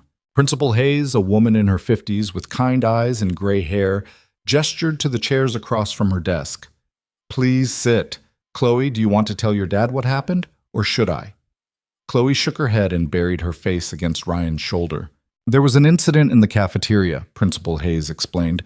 Some of the older children saw a news story about the Virex situation, about your termination and subsequent reinstatement. They started asking Chloe questions about it at lunch. Ryan's blood ran cold. What kind of questions? Whether her father was a criminal, whether he'd gone to jail. One child apparently said you'd stolen money from your job. That's not what happened. I know. I've seen the news coverage. But children don't always process these things with nuance. They hear arrested and computer crime, and they fill in the blanks with whatever makes sense to them. Ryan looked at Chloe, still pressed against his shoulder. She was so small. 6 years old, trying to make sense of adult problems she shouldn't have to think about. Did you explain to the other children what actually happened? We addressed it with the class, yes, but the damage was done. Chloe became very upset and asked to call you. Ryan signed the early dismissal form and carried Chloe to the car. She didn't say anything during the drive home, just stared out the window at the passing buildings. Inside the apartment, Ryan made hot chocolate, while Chloe sat at the kitchen table arranging and rearranging her crayon collection. When he set the mug in front of her, she finally spoke. Emma said you went to jail. I didn't go to jail, baby. I never did anything wrong. But she said it was on the news, that you got arrested. Ryan sat down across from her. The man who got arrested is named Evan. He's the one who did the bad thing. I was the one who got blamed for it at first, but then Ms. Isabella figured out the truth. Why did he blame you? How do you explain jealousy and resentment and corporate sabotage to a 6-year-old? Sometimes people make bad choices when they're angry, Ryan said carefully. Evan was angry about his job, and he made a very bad choice that hurt a lot of people. Is he going to jail? Probably. What he did was against the law. Chloe stirred her hot chocolate, watching the marshmallows swirl. I don't want to go back to school. You have to go to school, sweetheart. But everyone thinks you're bad. Not everyone. And the people who matter know the truth. Emma matters. She's my friend. Was Emma the one saying those things? Chloe nodded, and Ryan felt something twist in his chest. Emma Rodriguez had been Chloe's best friend since preschool. They had play dates every other weekend. Emma's mom had sent Ryan a casserole after Sarah died. "I'll talk to Emma's mom," Ryan said. "I'll explain what really happened." "She won't believe you." "Why not?" "Because Emma said her mom said you can't trust the news, but you also can't trust people who say the news is lying." Ryan closed his eyes. This was what Martin had warned him about. The narrative spinning out of control, affecting not just him, but Chloe too. His phone rang. "Isabella Laurent." "I need to call you back," Ryan said. "Is everything all right?" "My daughter got harassed at school because of the news coverage about Virex." Silence on the other end of the line. Then, "I'm sending a car to pick you up, both of you.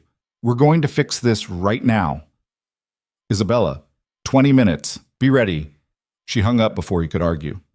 True to her word, a black sedan pulled up exactly 20 minutes later. The driver was professional and quiet, opening doors and helping Chloe into the back seat like she was royalty. They drove to a building Ryan didn't recognize in downtown Chicago. Modern glass and steel, the kind of place that screamed expensive. The driver led them to a penthouse conference room where Isabella waited with two other people, a man in a crisp suit and a woman with a camera bag. "Ryan, Chloe, this is Marcus Whitfield from our communications team, and Dana Chen, a photographer. We're going to tell your story properly." "I don't want Chloe involved in this." "She already is involved. Every child at her school saw the news coverage. Every parent is talking about it. We can either let Evan's lawyer control the narrative, or we can show people the truth." Ryan looked at Chloe, who was examining the camera equipment with cautious interest. "What exactly are you proposing?" "An interview. You, me, and Chloe. We'll explain what actually happened, show the drawing that proved your innocence, talk about how corporate systems failed but individual integrity prevailed. Dana will photograph it, Marcus will write it up, and we'll place it with every major outlet in Chicago." "That sounds like using my daughter for publicity." Isabella's expression didn't change. "It is, but it's also protecting her future. Right now, she's the daughter of an accused criminal. After this interview, she'll be the daughter of a hero who stood up to injustice. Which would you prefer?" Ryan hated that she was right. Hated that his daughter had become collateral damage in someone else's crime. Hated that the only way to protect her was to put her in front of cameras. "Okay," he said. "But if Chloe gets uncomfortable at any point, we stop. No questions asked." "Agreed." They set up in a corner of the conference room with natural light from the windows. Dana positioned them on a couch, Isabella in the middle, Ryan and Chloe on either side. Chloe held her drawing, the one with the timestamp and the orange cat. Marcus asked questions while Dana photographed. How did Ryan discover he'd been framed? What was it like being accused? How did Chloe's drawing prove his innocence? Ryan answered carefully, editing out the parts that would confuse or upset Chloe. Isabella spoke about corporate responsibility and the importance of seeking truth over convenience. And Chloe, when asked about her drawing, simply said, "I always write the time because my teacher says it's important to be specific." The whole interview took 90 minutes. By the end, Chloe was getting restless, and Ryan was emotionally exhausted. Dana took a few final shots, the three of them looking at the drawing together, Ryan and Chloe alone, Isabella holding the picture that had saved his career. "This will run tomorrow," Marcus said. "Print and online. We're also doing a segment with Channel 7 using these photos and your quotes." "How long until it spreads?" "By tomorrow afternoon, everyone in Chicago will know the real story." The car took them home.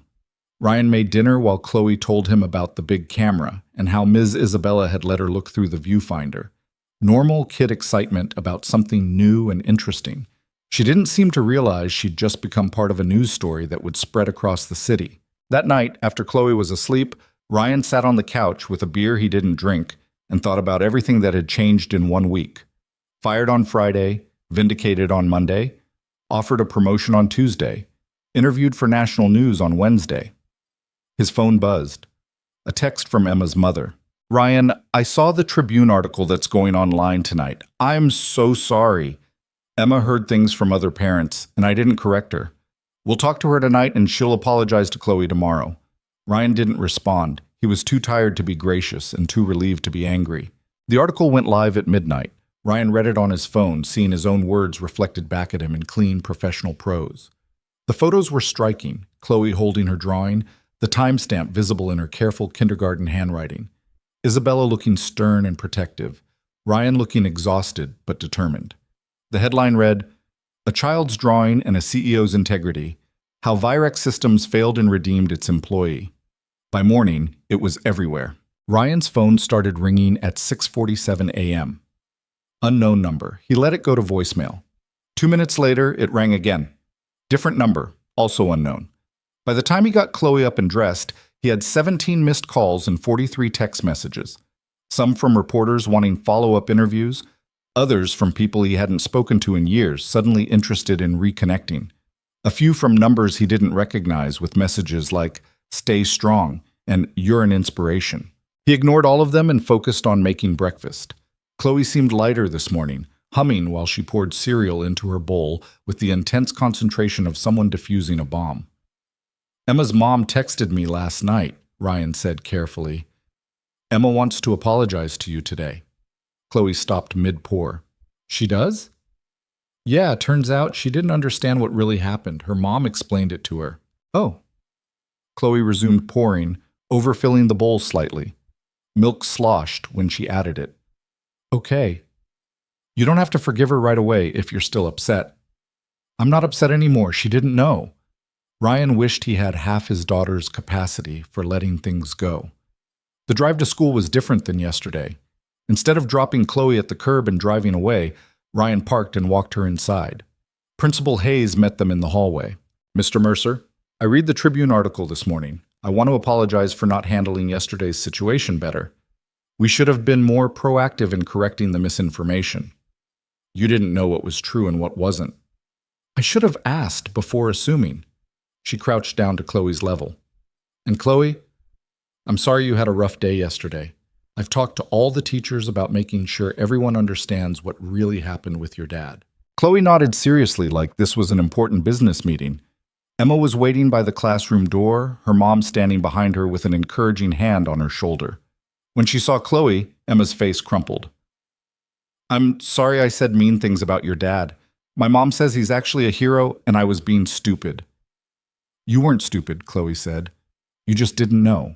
The two girls hugged with the dramatic intensity only 6-year-olds could manage, and then ran off to examine someone's new backpack like nothing had ever been wrong. Emma's mother approached Ryan with the careful expression of someone walking on eggshells. "I owe you an apology too. I should have fact-checked before letting Emma repeat things she'd overheard." "It's fine. Everything happened so fast." "It's not fine. We've known each other for years. I should have trusted you." She paused. "The casserole offer still stands, by the way, if you ever need anything." Ryan thanked her and left before the conversation could get more awkward. On the drive to Virex, he finally listened to one of the voicemails. A producer from a morning talk show in New York wanted him to fly out for an interview about workplace justice and corporate accountability. He deleted it. The Virex lobby was busier than usual, and Ryan quickly understood why. A news van was parked across the street, camera crews setting up on the sidewalk. Inside, security had been doubled. 2 guards stood by the entrance, checking badges with unusual scrutiny. "Mr. Mercer." One of them nodded at Ryan with something like respect. "Reporters have been trying to get in all morning. We're on orders not to let anyone through who isn't an employee." "Thanks." The elevator was packed with coworkers who'd all clearly read the article. They made space for him without being asked, and nobody met his eyes directly. But the atmosphere felt different than yesterday. Less shame, more uncertainty about how to act. When Ryan reached the IT department, he found a small crowd gathered around his desk. Marcus was there, along with several other technicians, and even David Langston. They turned when he approached. "Morning," Ryan said cautiously. "We were just talking about the article," David said. "Hell of a story." "Yeah. Also hell of an indictment of how badly we handled this." David gestured to the others. "We had a team meeting this morning before you got in. Unanimous decision. We owe you more than apologies, so we're implementing a new protocol. Any future termination in this department gets reviewed by at least 3 people before moving forward. No more snap judgments." Ryan didn't know what to say to that. "It won't undo what happened to you," David continued, "but maybe it'll prevent it from happening to someone else." "Thanks," Ryan managed. The crowd dispersed slowly, people returning to their desks with backward glances. Marcus lingered. You're famous now, dude. Tribune, Channel 7, Sun Times. Pretty sure I saw your face on Reddit this morning. That's not a good thing. Depends on your perspective. At least now when people Google your name, they'll find the truth instead of speculation about criminal charges. Ryan's computer came to life as he logged in. His email inbox was worse than yesterday. Over 600 new messages, interview requests, speaking invitations, people offering legal advice for lawsuits he hadn't considered filing. One email stood out. From Evan Reed's personal account, sent at 3:22 a.m. The subject line was empty. Ryan almost deleted it without reading, but morbid curiosity got the better of him. You destroyed my life. I hope you're happy. That was it. 6 words from someone who tried to destroy Ryan first. Ryan stared at the message for a long time. He should forward it to Martin, add it to the evidence file, maybe even report it as harassment. Instead, he archived it and moved on. At 9:30, Isabella's assistant called. Miss Laurent would like to see you when you have a moment. Ryan headed upstairs trying to ignore the stares from people who now recognized him from the news coverage. Isabella's office door was open. She was on the phone but waved him in. I understand your concerns, she was saying to whoever was on the other end. But the facts are the facts. We made a mistake, we corrected it, and we're being transparent about the process. If that makes some of our clients uncomfortable, they're welcome to take their business elsewhere. She hung up without saying goodbye. Board member, she explained to Ryan, worried the negative publicity will hurt our Q4 numbers. I told him I'm more worried about running a company with integrity than protecting our stock price.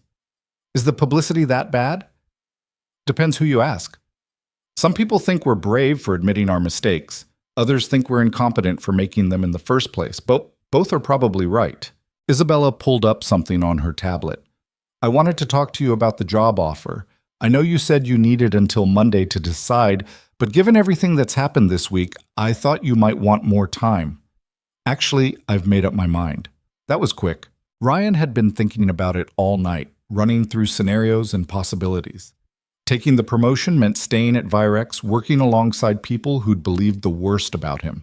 It meant managing a team that might resent him. It meant putting himself in a position where every decision would be scrutinized. But it also meant showing Chloe that you don't run away from hard situations, that you face them and prove yourself. I'll take the job, he said, but I have conditions. Isabella's eyebrow raised slightly. I'm listening. First, I want to pick my own team. If people don't want to work for me because they think I don't deserve the position, they can transfer to other departments. No hard feelings. Reasonable. What else? I want authority to implement new security protocols without having to run them past legal for approval. The attack happened because our systems were vulnerable. That can't happen again. Also reasonable.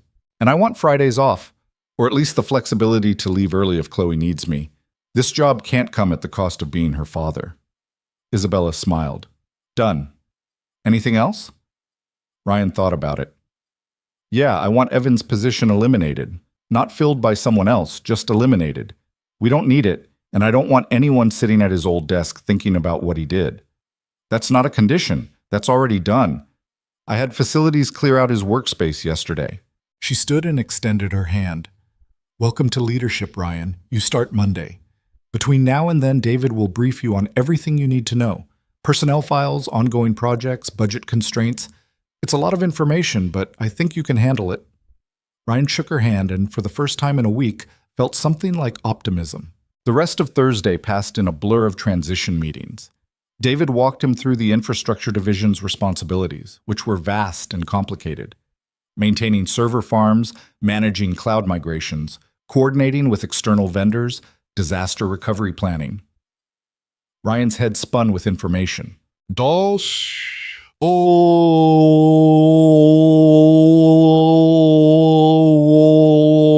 Won't worry about memorizing everything now, David said during their third meeting. You'll learn it as you go. The important thing is understanding the big picture and knowing who to ask when you need details. How long did it take you to feel comfortable in this role? About 2 years. But you have an advantage I didn't. You actually understand the technical side. I came up through management. You came up through doing the work. Around 4 o'clock, Martin Graves stopped by David's office where they were reviewing security protocols. Sorry to interrupt, Ryan, you have a visitor downstairs, says it's important. Who? Evan Reed's wife. The room went cold. I'll come with you, David said, already standing. No, it's okay. I'll handle it.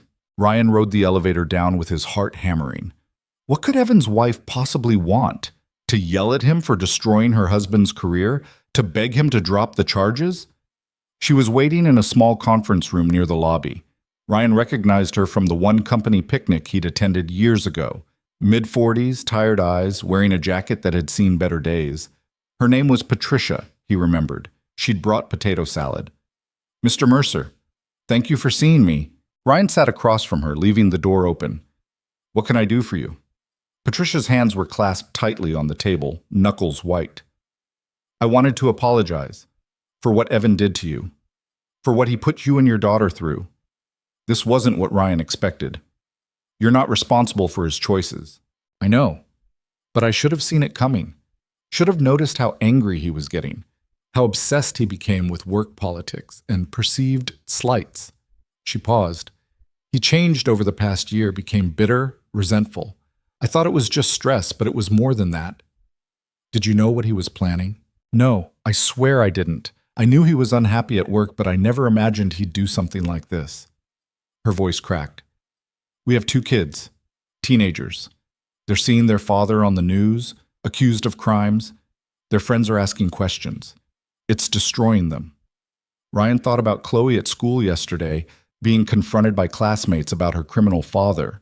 He understood what Patricia's children were going through. I'm sorry they're caught in the middle of this. They shouldn't be. None of you should be.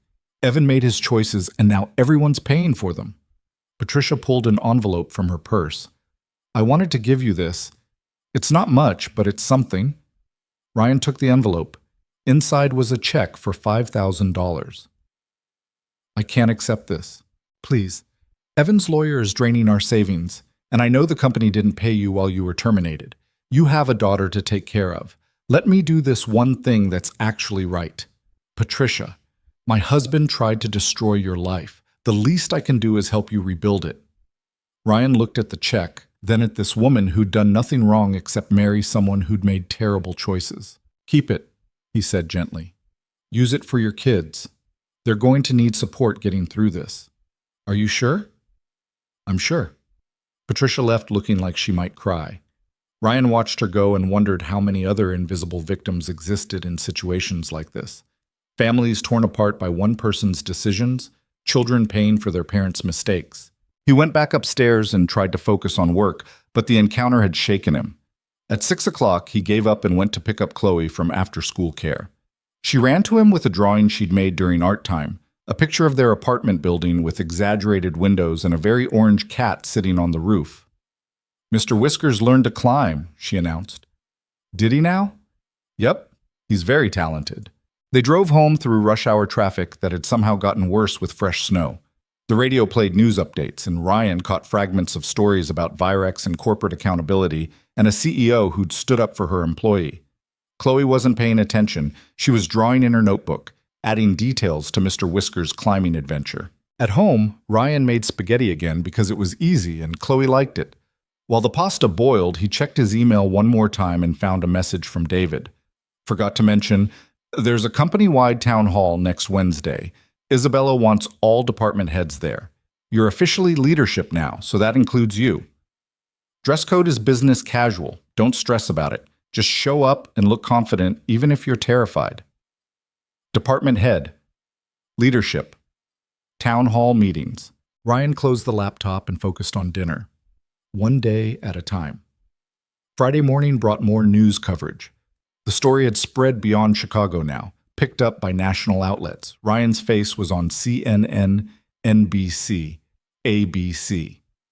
Morning show hosts discussed his case between segments about congressional hearings and celebrity scandals. Ryan tried to ignore it and focus on his last day as a regular technician. Next week he'd be management. This week he could still fix computers and respond to tickets and hide in the comfortable anonymity of routine work. Around 10 o'clock, Marcus appeared at his desk holding his phone. Dude, you need to see this. He turned the screen to show a Twitter thread. Someone had created fan art of Chloe's drawing, professional digital renderings of Mr. Whiskers, the orange cat sitting by a window with a timestamp. Hundreds of people had shared it with comments about truth and integrity and standing up to injustice. People are weird, Ryan said. People are inspired. You became a symbol. I don't want to be a symbol. I just want to do my job and take care of my daughter. Too late for that. You're officially a thing now. The morning passed with surprising normalcy, considering Ryan's face was being broadcast across the country. He helped a user recover deleted files, fixed a printer that had stopped communicating with the network, diagnosed a monitor issue that turned out to be a loose cable. Regular work. Simple problems with simple solutions. At lunch, David took him to a restaurant 2 blocks away, fancy enough to make Ryan uncomfortable, casual enough that he didn't feel completely out of place. This is where the leadership team usually eats, David explained. Figured you should get familiar with it before Monday. They ordered sandwiches and coffee. David spent the meal giving Ryan advice about managing people. The hardest part isn't the technical decisions, it's the personal ones. Someone's going to come to you with a family emergency and need time off. Someone else is going to want a promotion they don't deserve. You'll have to fire someone eventually, and that never gets easier. Encouraging. I'm being realistic. Management isn't about being liked. It's about making decisions that serve the company and your team, even when those decisions are hard. What if I make the wrong call? You will. Everyone does. The question is whether you learn from it or repeat it.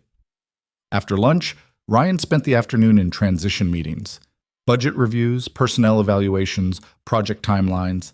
His brain felt stuffed with information by the time 5 o'clock rolled around. He picked up Chloe and took her to the park despite the cold. She needed to burn off energy, and he needed to think about something other than work. Chloe built a snowman with rocks for eyes and sticks for arms. Ryan helped her find a carrot for the nose, an actual carrot he'd brought from home because he'd learned the first winter after Sarah died that you couldn't count on finding appropriate snowman materials at the park. We should name him, Chloe said, patting snow onto the snowman's middle section. What should we call him? Mr. Whiskers. We can't name everything Mr. Whiskers. Why not? Ryan didn't have a good answer for that. They stayed until Chloe's fingers were too cold to keep building, then drove home as the sun set behind buildings and streetlights flickered on. That night, after Chloe was asleep, Ryan sat at the kitchen table with a legal pad and wrote down everything he wanted to accomplish in his new role. Better security protocols, improved disaster recovery systems, a team culture where people felt comfortable admitting mistakes instead of hiding them. And at the bottom of the list, in handwriting that looked suspiciously like his daughter's influence, make sure no one else gets blamed for something they didn't do. Saturday was quiet. No work calls, no meetings, no reporters camped outside his apartment, just Ryan and Chloe doing laundry and grocery shopping and watching cartoons. Normal life, continuing despite everything. Sunday afternoon, Isabella called. I wanted to check in before Monday. Make sure you're ready. As ready as I'll ever be. You'll do fine. The team respects competence, and you've got that in spades. The rest you'll figure out. Isabella, can I ask you something? Of course. Why did you fight for me? You could have let HR handle everything, kept your distance, protected yourself, but you didn't. Why? There was a long pause on the other end of the line. My first job out of college, I worked for a tech startup in San Francisco. Small company, maybe 20 employees.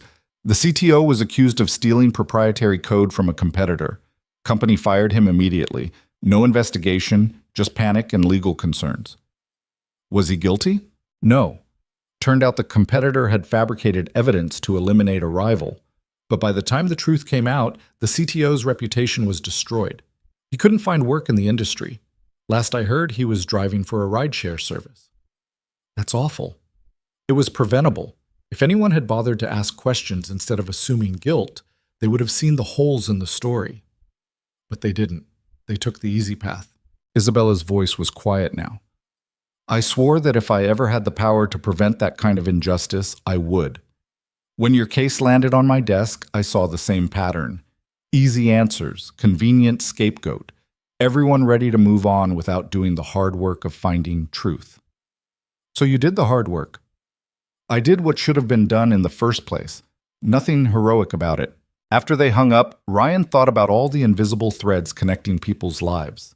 Someone's trauma becoming someone else's salvation. Past injustices preventing future ones. Monday morning arrived too fast. Ryan dressed in clothes he usually reserved for funerals and job interviews.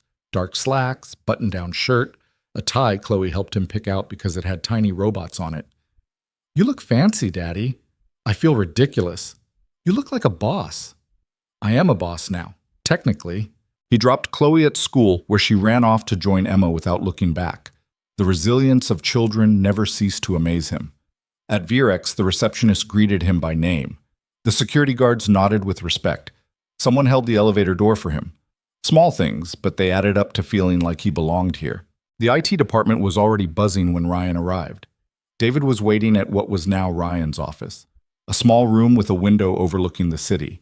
Nothing fancy, but it had a door that closed and enough space for a desk and 2 chairs. "Welcome to management," David said. "Coffee's in the break room. Your first meeting is at 9. Department heads gather in conference room A to sync on weekly priorities." "What should I prepare?" "Just listen today. Get a feel for how these meetings work. You can start contributing next week." Ryan spent the next hour reviewing his team's current projects. 8 people reported to him now, including Marcus, who'd sent an email over the weekend saying he was happy to work for Ryan and meant it. The department head meeting was intimidating. 15 people around a large table, most of them 20 years older than Ryan with decades of experience. Isabella sat at the head, running through agenda items with brisk efficiency. When it came time for infrastructure updates, David gave the report since Ryan was still transitioning in, but Isabella made a point of introducing him. "Most of you know Ryan Mercer from recent news coverage. As of today, he's officially heading up our infrastructure division. I expect everyone to support his transition and treat him with the same respect you'd show any department head." A few people nodded. Others looked skeptical. One older man, who Ryan recognized as the CFO, looked openly doubtful. The meeting continued. Ryan took notes and tried not to feel like an imposter. Afterward, the CFO approached him in the hallway. "Mercer, got a minute?" "Sure." They stepped into an empty conference room. The CFO, Gerald something, Ryan hadn't caught the last name, crossed his arms. "I'm going to be straight with you. I think Isabella made a mistake promoting you this fast. You're technically competent, sure, but management requires political skills you haven't demonstrated." "Okay. I'm not trying to be a jerk. I'm trying to set realistic expectations. You're going to make mistakes, big ones. When you do, I'm not going to protect you just because you had a rough week." Ryan met his eyes. "I wouldn't expect you to." Gerald seemed surprised by that answer. "Fair enough. Just wanted to establish where we stand." He left without another word. Ryan stood alone in the conference room, wondering how many other people felt the same way but were too polite to say it. The rest of Monday was a crash course in management. Personnel issues that needed addressing, budget concerns that required immediate attention, a server migration that was 3 weeks behind schedule. By 6 o'clock, Ryan's brain hurt and he'd consumed more coffee than was probably healthy. Marcus stuck his head into Ryan's office. "Surviving?" "Barely. It gets easier, probably. I've never been a manager, so I'm mostly guessing. Thanks for the encouragement. Want to grab a beer, celebrate your first day as a boss?" Ryan thought about it. He could use the decompression time. But Chloe was waiting at after-school care, and he'd promised to help her practice writing her numbers tonight. "Rain check?" "Sure thing, boss." Ryan drove to the school and found Chloe sitting outside the director's office, looking upset. "What happened?" The director, Mrs. Chen, looked apologetic. "Nothing serious. Chloe got into a disagreement with another student about drawing techniques. No one got hurt, but we needed to separate them to cool down." Ryan looked at his daughter. "Want to tell me about it?" "Jacob said my Mr. Whiskers drawing was stupid because cats can't really be orange. Some cats are orange." "That's what I said, but he kept saying I was wrong, and I got mad." Mrs. Chen cleared her throat. "Chloe may have told Jacob he was stupid too." "Oh. Which is why we called you. She needs to apologize before she can return to the group." Ryan knelt down to Chloe's level. "Did you call Jacob stupid?" "Yes." "Was that the right choice?" "No." "What should you have done instead?" "Walked away or told a teacher." "Right. So what do you need to do now?" Chloe sighed dramatically. Apologized to Jacob. She did, with the resigned air of someone who knew she was wrong but didn't want to admit it. Jacob accepted with equal reluctance, and both children were sent back to play. "She's got spirit," Mrs. Chen said to Ryan. "Reminds me of her father." "Is that a compliment?" "Coming from me?" "Yes." On the drive home, Chloe was quiet. "You okay, baby?" "I don't like when people say my drawings are stupid." "I know, but sometimes people are going to say things that hurt your feelings. That doesn't give you permission to hurt them back." "Even when they're wrong?" "Especially when they're wrong, because then you're just proving you can't handle criticism." Chloe thought about that. "Is that what you did? When everyone said you did bad things at work?" Ryan's throat tightened. "Yeah, that's exactly what I did." "Was it hard?" "Very hard. But you did it anyway. Because staying calm was more important than proving I was right in that moment. The truth came out eventually." Chloe nodded seriously. "Maybe I should try that next time Jacob is annoying." "Probably a good idea." That night, while Chloe practiced her numbers at the kitchen table, Ryan got an email from Martin Graves. Subject line, Evan Reed update. He opened it with some hesitation. Trial date is set for April 17th. Prosecutor feels confident about the case. Evan's lawyer is still making noise about improper evidence collection, but the judge seems skeptical. Thought you'd want to know. April 17th, 4 months away. 4 months of waiting for closure. 4 months of knowing Evan was out on bail, probably still convinced he was the victim in all of this. Ryan closed the email and focused on Chloe, who was carefully writing the number 7 over and over, her tongue sticking out in concentration. This was what mattered, not trials or verdicts or vindication, just a little girl learning her numbers at the kitchen table while her father watched. Everything else was just noise. The weeks that followed blurred into a rhythm Ryan hadn't expected. Management turned out to be less about technical expertise and more about navigating human complications. Someone's mother got sick, and they needed flexible hours. A junior technician made a mistake that cost the company 3 hours of downtime. 2 team members couldn't stand each other and kept scheduling meetings to avoid being in the same room. Ryan handled it all with the same steady patience he used with Chloe when she had meltdowns over mismatched socks. By mid-March, he'd stopped feeling like an imposter. The CFO, who'd warned him about making mistakes, had actually complimented his handling of the server migration project. Other department heads started seeking his input on technical decisions. His team seemed to respect him, or at least they'd stopped giving him sideways glances when he made assignments. Chloe had adjusted too. The news coverage died down after a few weeks, and she went back to being just another first grader worried about spelling tests and recess politics. She and Emma were inseparable again, their brief conflict forgotten with the ease of children who hadn't learned to hold grudges. The only constant reminder of everything that had happened was the framed drawing in Isabella's office.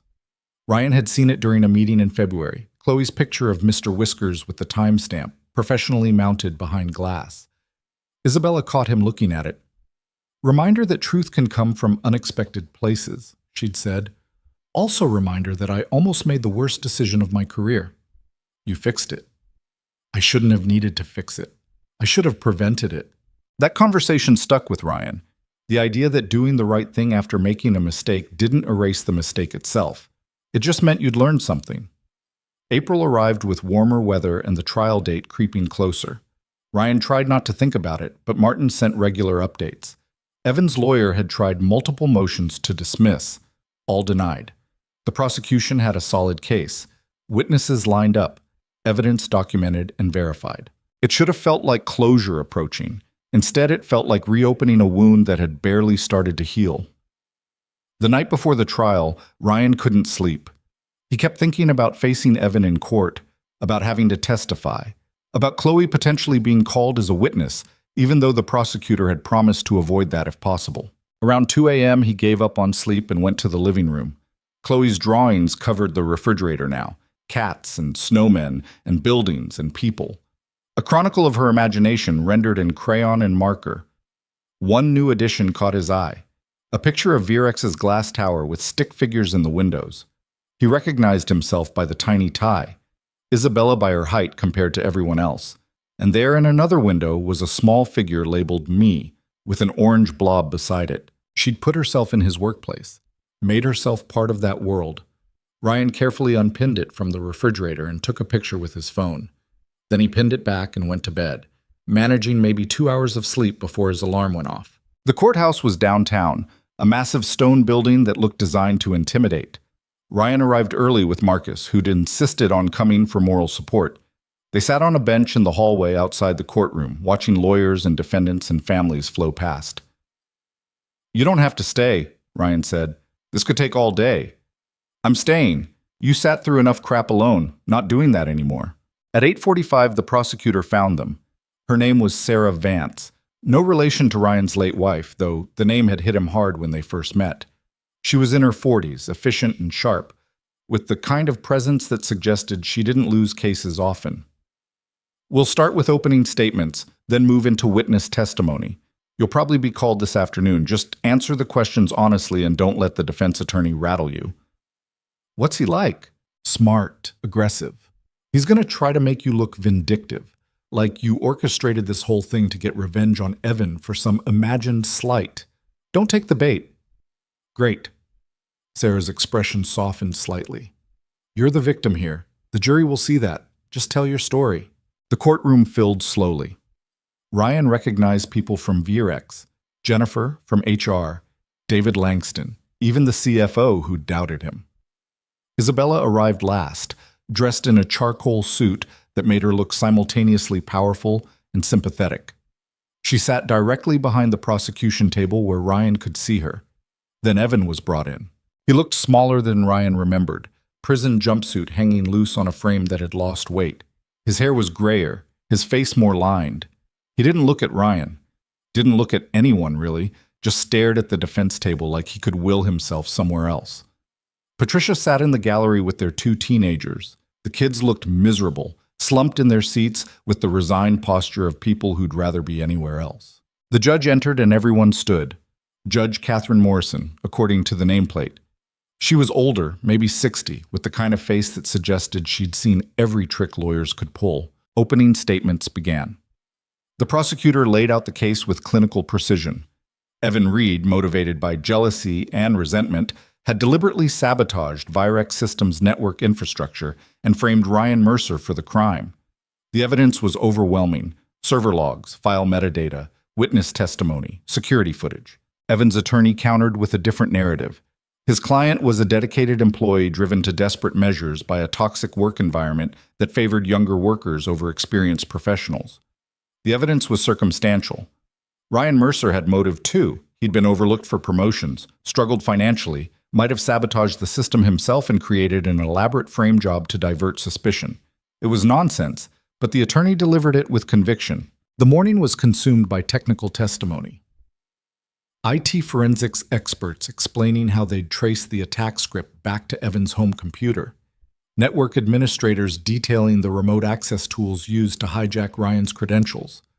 Ryan watched Evan during all of it, looking for some sign of remorse or recognition, some acknowledgement that what he'd done was wrong. Nothing. Just blank staring at papers on the defense table.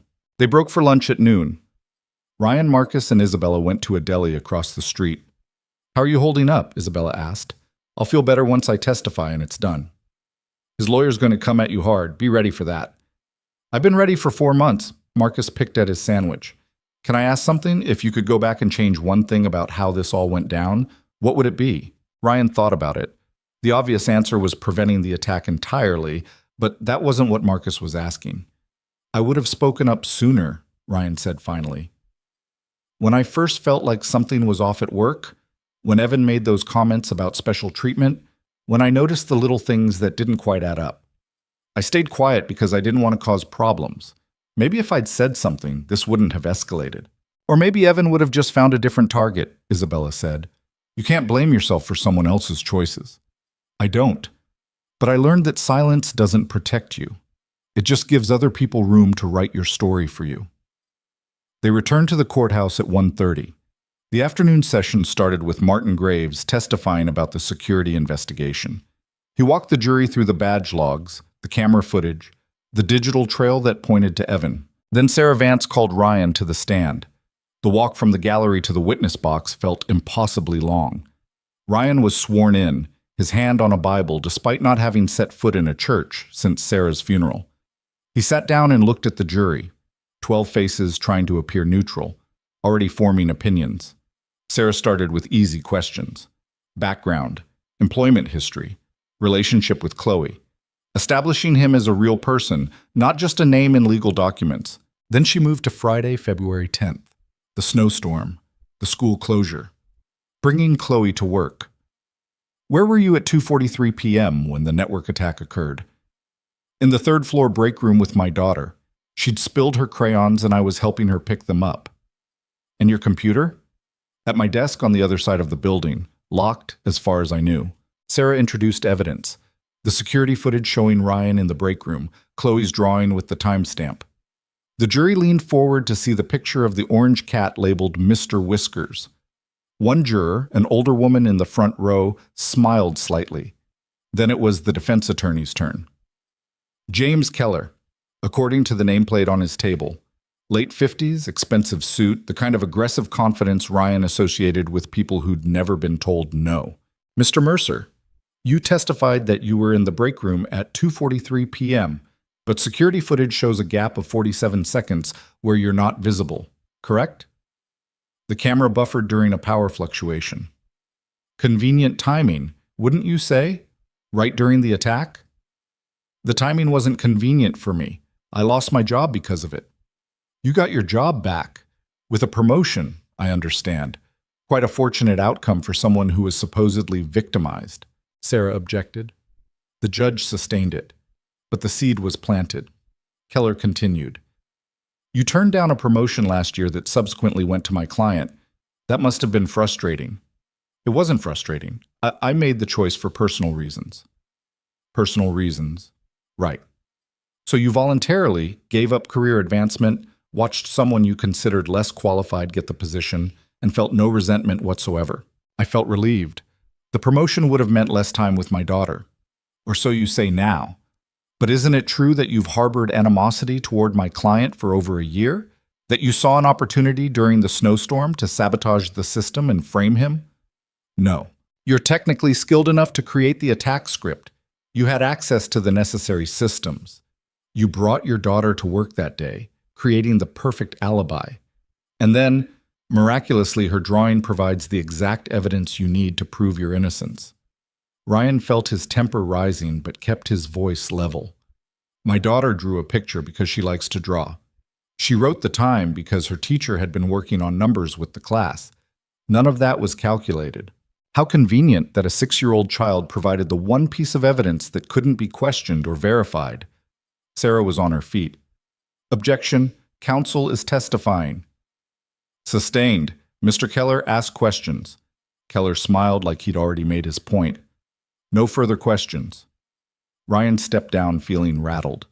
Isabella caught his eye and gave a small nod, but he couldn't tell if it meant he had done well or just survived. The prosecution called more witnesses, coworkers who testified about Evan's resentment toward younger employees, IT staff who explained the technical impossibility of Ryan executing the attack from the break room in the available time frame. Then, against Sarah's recommendation, she called Chloe. The defense had pushed for it, arguing that Chloe's drawing was central to the case and they had the right to question her about it. The judge agreed with strict limitations on questioning. Ryan watched his daughter being sworn in, her feet dangling from the witness chair, the Bible comically oversized in her small hands. She looked terrified. Sarah approached gently. Hi, Chloe. Do you remember drawing this picture? She held up the framed drawing. Chloe nodded. Can you tell the jury what you drew? That's Mr. Whiskers. He's my pretend cat. And that's the window where we were sitting. When did you draw this? At Daddy's work, during the big snowstorm. And did you write this time here, 2:15 p.m.? Yes. My teacher says always write the time and date on your work so you know when you did it. Was your dad with you when you drew this? Yes. He was reading his emails on his phone. Sarah smiled. Thank you, Chloe. Keller approached the witness stand with the careful manner of someone trying to seem non-threatening. Hello, Chloe. I just have a couple of questions. Chloe looked at her father. Ryan wanted to jump up, grab her, take her out of this courtroom, but he stayed seated, hands clenched in his lap. Did your dad tell you what time to write on your drawing? No, I just wrote it. Are you sure? He didn't suggest you add a timestamp to help him later? Chloe looked confused. I don't know what that means. Did your dad tell you what to draw? No, I just drew Mr. Whiskers because I like cats. But you don't have a cat, do you? No. Mr. Whiskers is pretend. Keller picked up the drawing. This is very good artwork for a 6-year-old. Did someone help you with it? I did it myself. All by yourself? Your dad didn't guide your hand or tell you where to put things? Chloe's lower lip trembled. I did it by myself. The judge intervened. Mr. Keller, move on. No further questions. Ryan met Chloe at the witness box and carried her back to the gallery, despite her being old enough to walk. She buried her face in his shoulder, and he could feel her shaking. You did great, baby, he whispered. It's over now. The trial continued for 2 more days. More witnesses, more evidence, closing arguments that painted competing pictures of what happened. The prosecutor's version, where Evan was a bitter employee who'd crossed an unforgivable line. The defense's version, where Evan was a scapegoat for a company covering its mistakes. The jury deliberated for 6 hours. Ryan waited in the hallway with Marcus and Isabella, drinking terrible coffee from a vending machine and trying not to think about what would happen if the verdict went the wrong way. Finally, the bailiff called them back in. The jury had reached a decision. Everyone stood as the judge entered. Ryan's heart hammered so hard he thought everyone must be able to hear it. Has the jury reached a verdict? The foreman stood. We have, Your Honor. On the charge of computer fraud, how do you find? Guilty. Ryan felt his knees weaken. Marcus grabbed his arm to steady him. On the charge of corporate sabotage? Guilty. On the charge of conspiracy to commit wire fraud? Guilty. All 3 counts. Guilty on all 3 counts. Evan's face crumpled. Patricia made a sound that might have been a sob. Their kids sat frozen, staring at nothing. The judge set sentencing for 2 weeks later and dismissed the jury. As the courtroom cleared, Isabella put her hand on Ryan's shoulder. It's done. Ryan looked at Evan being led away by bailiffs. This should have felt like victory, like justice. Instead, it just felt sad. Sentencing came on a rainy Tuesday that felt appropriate for the occasion. The courtroom was less crowded this time. No jury, no spectators beyond those directly involved. Patricia testified on Evan's behalf, talking about her husband's good qualities and asking for leniency. Their children submitted written statements the judge read silently. Ryan was given the opportunity to address the court. He stood at the prosecution table, looking at Evan one last time. I don't hate you, Ryan said. I probably should, but I don't. What you did almost destroyed my life. It terrified my daughter. It damaged my reputation and put my career in jeopardy. But I also know that people make terrible choices when they feel cornered and desperate. He paused. That doesn't excuse what you did. Actions have consequences, and you deserve to face them. But I want you to know that I'm not celebrating this. I'm just relieved it's over. Evan didn't look up. Judge Morrison delivered the sentence. 8 years in federal prison, followed by supervised release and restitution to Virex Systems for damages. Less than the maximum, but more than the minimum. Evan was led away. His family left quietly. And Ryan walked out of the courthouse into the rain, feeling like a chapter of his life had finally closed. Isabella was waiting by her car. Need a ride? I've got my car, but thanks. Ryan, you handled that with more grace than most people would have managed. I had a good example. She smiled. Your daughter? You. The weeks after sentencing were strange. The news coverage picked up again briefly, then faded for good. Ryan's life returned to something approaching normal. Work, parenting, the occasional drink with Marcus. Routine and predictability. In May, David Langston officially retired. The company threw him a party with cake and speeches. He pulled Ryan aside near the end. You've done better than I expected. Better than I did, honestly. The team respects you. That's not easy to earn. I'm still figuring it out. You'll be figuring it out for years. That's the job. David handed him an envelope. This is for Chloe. For college, or whatever she needs when she's older. Consider it from the grandfather she never got to have. Ryan opened it. A check for $10,000. David, I can't. You can and you will. That little girl saved your life with a crayon drawing. Least I can do is help make sure she has opportunities. Ryan's eyes stung. Thank you. Thank her. She's the remarkable one. June brought the end of the school year. Chloe finished first grade with excellent marks and a report card full of comments about her creativity and kind heart. Her teacher included a note. Chloe has an unusual ability to see the world differently than other children. Nurture that. It's special. Ryan pinned the report card to the refrigerator next to her drawings. One Saturday in late June, Isabella called with an unexpected request. I'm having the leadership team over for a barbecue. Very casual. Family's welcome. Would you and Chloe come? Ryan hesitated. Is this a work thing or a social thing? Can it be both? They went. Isabella's house was in an expensive neighborhood Ryan had only driven through before, the kind of place with actual yards and trees. The backyard was full of people, department heads and their spouses, children running around, the smell of grilling meat. Chloe made friends with the CFO's grandkids within 5 minutes, running off to jump on a trampoline. Ryan found himself standing by the grill with Isabella and Marcus, drinking beer and talking about nothing important. This is weird, Marcus said. Like, good weird, but weird. What is?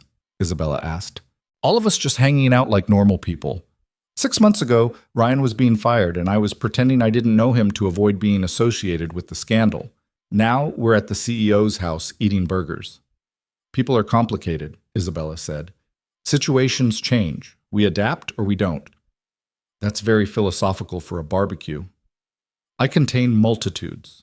Ryan watched Chloe laughing on the trampoline, her hair flying wild, completely unselfconscious in the way only children could be. She had no idea how close they'd come to losing everything, how one drawing with a timestamp had changed the trajectory of their lives. Or maybe she did know, in her own way. Maybe that's why she kept drawing, kept creating evidence that she existed and saw things and mattered. As the sun set and the party wound down, Isabella pulled Ryan aside. I wanted to tell you something. The board approved a new position, VP of Security and Infrastructure. I'd like you to consider it. Ryan nearly dropped his beer. VP? Isabella, I've been a department head for 4 months. And you've restructured our security protocols, improved disaster recovery systems, and built a team culture where people actually communicate problems instead of hiding them. That's VP level work. I don't know if I'm ready. Sheets. Nobody's ever ready. You just do it anyway and figure it out as you go. She paused. Also, the position comes with a significant raise and flexible scheduling. You'd be able to pick Chloe up from school every day if you wanted. That detail hit harder than the title or the money. The ability to be present for his daughter, to not miss the small moments that added up to childhood. Can I think about it? Take the summer. Let me know in September. Ryan collected Chloe, who was exhausted and grass-stained and completely happy. They drove home through neighborhoods where families were sitting on porches and kids were catching fireflies in jars. Did you have fun? Ryan asked. Yeah, can we get a trampoline? Our apartment doesn't have a yard. Oh, right. She was quiet for a moment. Daddy, are we rich now? What? No, why would you think that? Ms. Isabella has a really big house, and you work with her, so maybe we're rich too. We're comfortable. That's different from rich. What's comfortable mean? It means we have enough. We can pay our bills and buy food, and you can take art classes if you want. That's more than a lot of people have. Chloe considered this. I want art classes. Then we'll sign you up for art classes. That night, after Chloe was asleep, Ryan sat at the kitchen table with the job offer running through his mind. VP of Security and Infrastructure, a title that would have seemed impossible 6 months ago. He thought about everything that had led to this moment: Evan's betrayal, Isabella's intervention, Chloe's drawing, the trial. All of it connected in ways he was still processing. The easy narrative was that justice had prevailed, that truth won out over lies, that good triumphed over evil. But Ryan knew it was more complicated than that. Justice had prevailed because Isabella chose to ask questions instead of accepting easy answers, because Martin did thorough investigative work, because a 6-year-old girl wrote the time on her drawing because her teacher had told her to. Any one of those things failing would have resulted in Ryan's life being destroyed. He pulled out his phone and opened the photo of Chloe's latest drawing, the one showing both of them in his office at VRX. He stared at it for a long time, then sent it to Isabella with a short message. "I'll take the job. Thank you for believing me when no one else did." Her response came back almost immediately. "Thank you for being someone worth believing in." The summer passed in a blur of transition planning and swimming lessons and art classes where Chloe created increasingly elaborate pictures of Mr. Whiskers in various unlikely scenarios. September arrived with the first cold snap, a reminder that Chicago's brief summer was over and winter would return eventually. Ryan started his new role as VP with a mixture of confidence and terror. The press had long since moved on to other stories. The Virex scandal became just another item in the company's history, referenced occasionally in meetings about security protocols, but no longer the defining event. Life normalized in the way life does. Challenges came and went. Chloe started second grade. Ryan navigated executive politics and budget meetings, and the endless complications of managing both systems and people. Some of his former colleagues resented his rapid advancement. Others admired it. Most just accepted it as the reality and moved on. In October, Ryan received a letter from Evan. The return address was a federal correctional facility in Indiana. He almost threw it away without reading, almost decided that some doors were better left closed. But curiosity won. The letter was short. "Ryan, I don't expect you to forgive me. I don't forgive myself. What I did was inexcusable, and I'm paying the price for it. But I wanted you to know that seeing you in court, hearing how you talked about me without hatred, made me realize something. You could have destroyed me completely. You had every right to, but you chose mercy instead. I don't know if I would have done the same in your position. I hope I get the chance to find out someday, though I don't deserve it. I'm sorry. I know that doesn't mean much, but it's all I have to give. Evan." Ryan read it twice, then filed it away in a drawer. He didn't respond. Didn't know what he would say if he did. Some wounds healed. Some just became scars you learned to live with. In November, Isabella announced she was stepping down as CEO. She'd been recruited by a larger tech company on the West Coast, offered an opportunity too good to refuse. The news hit Ryan harder than he expected. Isabella had been his advocate, his mentor, his shield against those who doubted him. Without her, would everything fall apart? She called him into her office on her last day. The framed drawing of Mr. Whiskers still hung on the wall. "I'm taking this with me," she said, pointing at it. "Reminder of the most important case I ever investigated. You saved my life. You saved your own life by raising a daughter who pays attention and cares about details. I just did what anyone should have done. But you're the only one who actually did it." Isabella smiled. "That's the thing about doing the right thing, Ryan. It shouldn't be remarkable. It should be expected. The fact that it's not is a problem we all need to work on fixing." She pulled the frame off the wall and handed it to him. "Actually, you should keep this. Give it to Chloe when she's older. Let her know that one afternoon when she was 6 years old, she changed everything." Ryan took the frame, feeling the weight of it. Not just the physical weight, but everything it represented. What happens to VRX now, with you leaving? You help keep it honest. You and people like Marcus and Martin and everyone else who learned something from this disaster. Companies don't stay ethical by accident. They stay ethical because people inside them choose to do hard things, even when it's easier not to. They shook hands, and Ryan left her office for the last time. That evening, he showed the framed drawing to Chloe. "Remember when you drew this?" She looked at it, trying to remember. "That was at your work, when it was snowing." "Yeah, this drawing proved I didn't do something bad that people thought I did." "Because I wrote the time?" "Because you wrote the time, because you pay attention, because you're honest." Chloe studied the orange cat in the window and her own careful handwriting. "Can we hang it in my room?" "You want it in your room?" "Yeah, Mr. Whiskers should be where I can see him every day." Ryan hung it on the wall next to her bed, right above the stuffed elephant she still slept with every night. December brought the first real snow. Ryan and Chloe built a snowman in the park, using the traditional carrot nose and stick arms. Chloe insisted on naming it Mr. Whiskers, despite Ryan's protests. "Everything can't be named Mr. Whiskers." "Why not?" Ryan didn't have a good answer for that. He never did. On Christmas Eve, they sat together in their small apartment watching snow fall outside the window. The tree Ryan had bought was too big for the space, but Chloe had insisted on it. Presents sat underneath. Wrapped in paper, Chloe had decorated herself with drawings of cats and snowflakes. Daddy? Yeah, baby? This was a good year, right?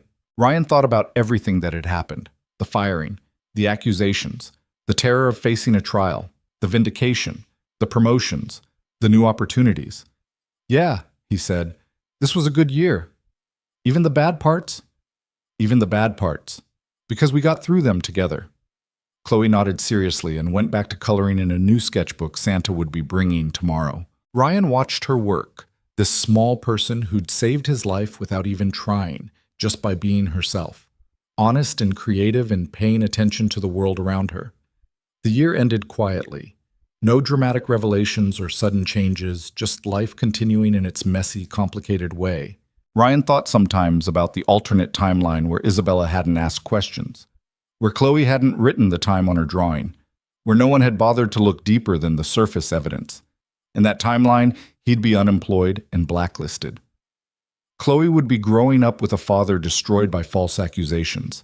Evan would be free, his crime unpunished, probably planning his next move against whatever coworker annoyed him. But that timeline didn't happen. This one did.